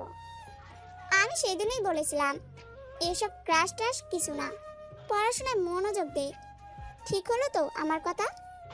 এরই মধ্যে স্যার ক্লাসে আসছেন। দুজনে ক্লাসে মনোযোগ দিল। মেঘ বাসায় ফিরে চুপচাপ নিজের রুমে চলে গেল। মনটা তার ভীষণ খারাপ। ফ্রেশ হয়ে নিচে এসে খাবার খেয়ে কোনো দিকে না তাকিয়ে নিজের রুমে গিয়ে পড়তে বসেছে। সন্ধ্যার পর টিউটর আসবে, পড়া মুখস্থ করতে হবে। সকালে শাসন ভোলার চেষ্টায় মগ্ন মেয়েটা। প্রতিদিন সন্ধ্যায় নিচের দিকে আসে মেঘ। ছোট ভাই বোনদের সাথে আড্ডায় খেলায় মগ্ন হয়। কিন্তু আজ তার ব্যতিক্রম হলো। দুপুরের পর থেকে একবারের জন্য নিচে নামলো না মেঘ। মিমার আদি কয়েকবার ডাকতেও গিয়েছিল। দরজা লাগিয়ে পড়ছে মেঘ। আসবে না বলেছে। সন্ধ্যা পর পর বাড়িতে ফেরে আবির। চোখে মুখে উজ্জ্বলতা ফুটে উঠেছে। চোখ পড়ে রান্নাঘরে মা কাকিদের দিকে। কাকিয়াকে ডেকে উৎফুল্ল কণ্ঠে বলল। কাকিয়া, চিকেন পাকোড়া বানাবে প্লিজ। মা কাকিয়া তিনজনই যেন অবাক চোখে তাকিয়ে আছে আবিরের দিকে। ছেলেটা মুখ ফুটে কিছুই চায় না কখনো, খাওনিও কখনো নাক ছিটকায় না। পছন্দের খাবারের নামও জানে না কেউ। আজ হঠাৎ নিজে থেকেই কিছু খেতে চেয়েছে। কাকিয়া হাসি মুখে বলল। তুমি ফ্রেশ হয়ে আসো, আমি রেডি করছি। আবির স্বাভাবিকভাবে রুমের দিকে চলে গেল। করিডোরে যাওয়ার পথে কানে আসলো মেঘের পড়ার শব্দ। অনর্গল পড়ছে মেয়েটা, শ্বাসও নিচ্ছে না মনে হচ্ছে। আবির ঠোঁট বেঁকে কিছুটা হাসলো। তারপর সবেগে রুমে চলে গেল। আবির বেশ সময় নিয়ে শাওয়ার নিল। 10 মিনিট রেস্টও নিল। তারপর কালো টি শার্ট আর ট্রাউজার পরে রুম থেকে বের হয়। একটু সামনে আসতেই চোখ খুলো মেঘের রুমে। দরজা খোলা, মেঘ নেই। আবির নিজের মতো এসে সোফায় বসলো। ভাইকে দেখে মিমার আদি আগেই ছুটে পালালো, না হয় এসেই বলবে। পড়াশোনা নাই? আবিরকে মালিয়া খান কফি দিলেন। আবির কফি খেতে খেতে তানভীরকে কল দিল। কই তুই? আমি তো পার্টি অফিসে ভাইয়া, কোনো দরকার? কাজ না থাকলে তাড়াতাড়ি বাসায় আয়। তানভীর ভয়ে ভয়ে জিজ্ঞেস করলো। কিছু হয়েছে ভাইয়া? আবির সশরে হেসে বলল, ধুর, কিছু হয়নি। চিকেন পাকোড়া বানাচ্ছে কাকিয়া, খেলে তাড়াতাড়ি আয়। আচ্ছা, আসছে। কথাগুলো না শুনলো আবিরের হাসির শব্দ ঠিক কানে এসেছে। পড়ার রুমে বসা অষ্টাদশী বুকটা সঙ্গে সঙ্গে কেঁপে উঠল। নিজেকে প্রশ্ন করলো, আবির ভাইয়া হাসছেন? উনি বাসায় ফিরেছেন? তৎক্ষণাৎ মনে পড়ে গেল সকালের ঘটনা। সাথে সাথে মুখটা কালো করে পড়া রিভিশন দেওয়ায় ব্যস্ত হলো মেঘ। তানভীর পেয়েছে 5 থেকে 7 মিনিট হবে। ফ্রেশ হয়ে নিচে এসেছে। এতক্ষণে চিকেন পাকোড়া হাজির হলো সামনে। ফ্রিজ থেকে বের করে কিছু রান্না করা সময় সাপেক্ষ ব্যাপার, তা তাদের জানাই আছে। এই জন্য ধৈর্য নিয়ে বসে বসে ফোন ঘাটছিল আবির। দু ভাই আপন মনে গল্প করে পাকোড়া খেতে ব্যস্ত। এদিকে মেঘ অপেক্ষা করছে টিউটরের আসার জন্য। 40 মিনিট লেট, এখন আসছে না, কি করবে বুঝতে পারছে না। পড়ছি কিছুক্ষণ, হাবিজাবি ভাবছি, আবার পড়ছে। তানভীর হঠাৎ ডাকলো, মেঘ এদিকে আয়। মেঘ ভাইয়ের ডাক শুনে কিছুটা কেঁপে উঠল। তারপর পড়ার রুমেই দরজায় দাঁড়ালো। হালকা গোলাপি রঙের জামা পরেছে, মাথায় ওড়না দেওয়া, পিঠ সবটাই ওড়না দিয়ে ঢাকা। অনেক স্নিগ্ধ লাগছে মেঘকে। আবির তখনও সশব্দে হাসছে। তানভীর ভাইয়া আর আবির ভাই নিজেদের মধ্যে মশকরাই ব্যস্ত। মেঘ দরজায় দাঁড়িয়ে আবির ভাইয়ের হাসিতে মগ্ন। 3 দিনেও এই মানুষটাকে এতটা প্রফুল্ল দেখেনি সে। বরাবরই যেন গম্ভীর। সে বাইক কেনার দিন একটু হেসে হেসে কথা বলার চেষ্টা করেছিল। সেই হাসিতেই ক্রাশ খেয়েছিল মেঘ। আজকের হাসি ঘায়ল করে দিল মেঘকে। চোখ সরাতে চেয়েও সরাতে পারছে না। আবিরের চোখ পড়ে দূরে দরজায় দাঁড়ানো মেঘের দিকে। কয়েক সেকেন্ড পরে হাসি থামি চোখ নামিয়ে নিল আবির। তানভীর তৎক্ষণাৎ বলে উঠল, মেঘ, পাকড়ো খাবে? আয়, খেয়ে যা। মেঘ যেন বড়সড় টাসকি খেলো। ভাই তাকে খাবার খেতে ডাকছে। এতগুলো বছরে এরকম ঘটনা তার সাথে কখনো ঘটেনি। তানভীর আবার ডাকলো, আয়, খেয়ে যা, পরে পড়তে বসবি না। মেঘ দুপা এগুলো কি যেন ভেবে খায় দাঁড়িয়ে পড়লো। কিছুটা অভিমানী কণ্ঠে উত্তর দিল, তোমরা খাও, আমি খাবো না। আবারও পরের রুমে চলে গেল মেঘ। তানভীর আর আবিরও আরো বেশি কথা বলল না। খাওয়া শেষ করে আবির নিচের রুমে গেল। তানভীর পুনরায় পার্টি অফিসে ছুটল। মিটিং আছে তার। ভাই ডেকেছে বিধায় মিটিং রেখে ছুটে এসেছিল সে। মেঘ টিউটরের জন্য অপেক্ষা করলো আরো 30 মিনিট। পড়তে পড়তে খিদে পেয়েছে তার। মাত্র খাবার হয়েছে, 8টাও বাজেনি। মেঘ খেতে বসেছে, বারবার তাকাচ্ছে দরজার দিকে। টিউটর আসলে পড়তে বসতে হবে। খাওয়া শেষ হলো, কিন্তু টিউটর আসলো না। তাই মেঘ বই খাতা নিয়ে উপরে যাচ্ছে আর আম্মুকে বলে গেল টিউটর আসলে ডেকে দিতে। রাত 9টায় খেতে বসলেন সবাই। তানভীরও মিটিং শেষ করে বাসায় এসেছে। খাবার টেবিলে সবাই থাকলেও মেঘের কোনো হদিস নেই। তানভীর কাকিয়াকে জিজ্ঞেস করলো, মেঘ খাবে না। কাকিয়া স্বাভাবিকভাবেই উত্তর দিল, ও তো সন্ধ্যাবেলায় খেয়ে উপরে চলে গেছে, বললো খিদে পেয়েছে। তেমন কথা নেই কারোর মুখে। আবির কোনো রকমে অল্প খেয়ে রুমে চলে গেল। গত রাতে ঘুমায়নি ছেলেটা। সারাদিনের ক্লান্তি থেকে ঘুম পাচ্ছে খুব, তাই রুমে গিয়ে শুয়ে পড়েছে। এদিকে মেঘ পড়ছে আর ক্ষণে ক্ষণে ঠোঁট উল্টে কান্না করছে। আবারও নিজেকে সান্ত্বনা দিচ্ছে, যেভাবে হোক চান্স পেতে হবে। অভিমানী স্বরে বলেছে, দূরের ভার্সিটি হলে ভালোই হয়। এই বাড়ি থেকে চলে যাব অনেক দূরে। ভাইয়া, আবির ভাই আমায় পাবে না, বকবে কিভাবে আর মারবে কিভাবে। তৎক্ষণাৎ মায়ের কথা ভেবে কান্না করে দেয়। মাকে ছাড়া থাকবে কিভাবে সে? মনের উপর কারোর হাত নেই। মনকে আমি যা বোঝাবো আমার মন তাই বুঝবে। স্লোগান দিতে দিতে নিজেকে শক্ত করলো মেঘ। আজকে সে ফজরের আজানের সময় উঠেছে। রাতে অ্যালার্ম দিয়ে ঘুমিয়েছিল। দিন যত যাচ্ছে পরীক্ষা তত কাছে আসছে। যেভাবেই হোক চান্স পেতে হবে। প্রথম টার্গেট মেডিকেল, দ্বিতীয় ঢাকা বিশ্ববিদ্যালয়। এজন্য সবই পড়তে হচ্ছে তাকে। নামাজ পড়তে বসেছে মেঘ। 7টা থেকে 7:30 পর্যন্ত পড়াশোনা করেছে। সকালে খালি পেটে বেশিক্ষণ থাকা কষ্টকর। তাছাড়া পড়াশোনা করলে আরো বেশি ক্ষুধা পায়। গতকাল সন্ধ্যায় খেয়েছিল, সারা রাত কিছু খায়নি, কোথায় চুচু করছে পেট। দৌড়ে নিচে গেল মেঘ। মেঘের দৌড় দেখে ভয় পেয়ে গেলেন হালিমা খান। উনিও রান্নাঘর থেকে ছুটলেন। কি হয়েছে তোর, এভাবে ছুটছিস কেন? আমার খুব ক্ষুধা পাইছে আম্মু, তাড়াতাড়ি খেতে দাও। তুই কখন উঠেছিস? ফজরের সময় উঠেছি, তারপর পড়াশোনা করেছি। তাড়াতাড়ি খেতে দাও আমায়। হালিমা খান যেন খুশিতে গদগদ হয়ে গেলেন। ওনার মেয়ে পড়াশোনায় মনোযোগ দিচ্ছেন, সাথে খাওয়া দাওয়াতেও।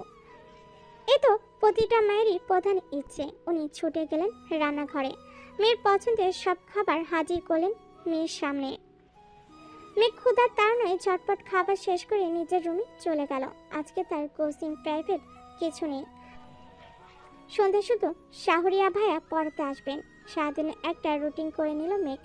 টার্গেট সেট করে পড়াশোনা করলে পড়াশোনা তাড়াতাড়ি এগোয়।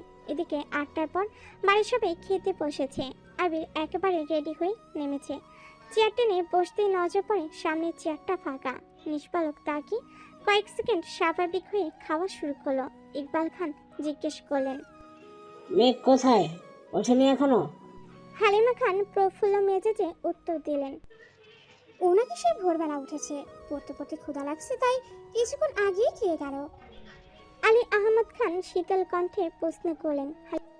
শাহরিয়ার কি গতকাল এসেছিল? হালিমা খান পুনরায় উত্তর দিলেন, গতকাল আসেনি তো ভাইজান, মেঘ অনেকক্ষণ অপেক্ষা করেছে।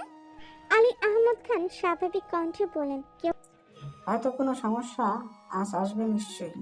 আর কোনো কথা বলল না। চুপচাপ খাওয়াতে ব্যস্ত সকলে। কিছুক্ষণ পর খাওয়া শেষে উঠে চলে গেল বাড়ির কর্তারা। বসে আছে নাকি 4 ভাই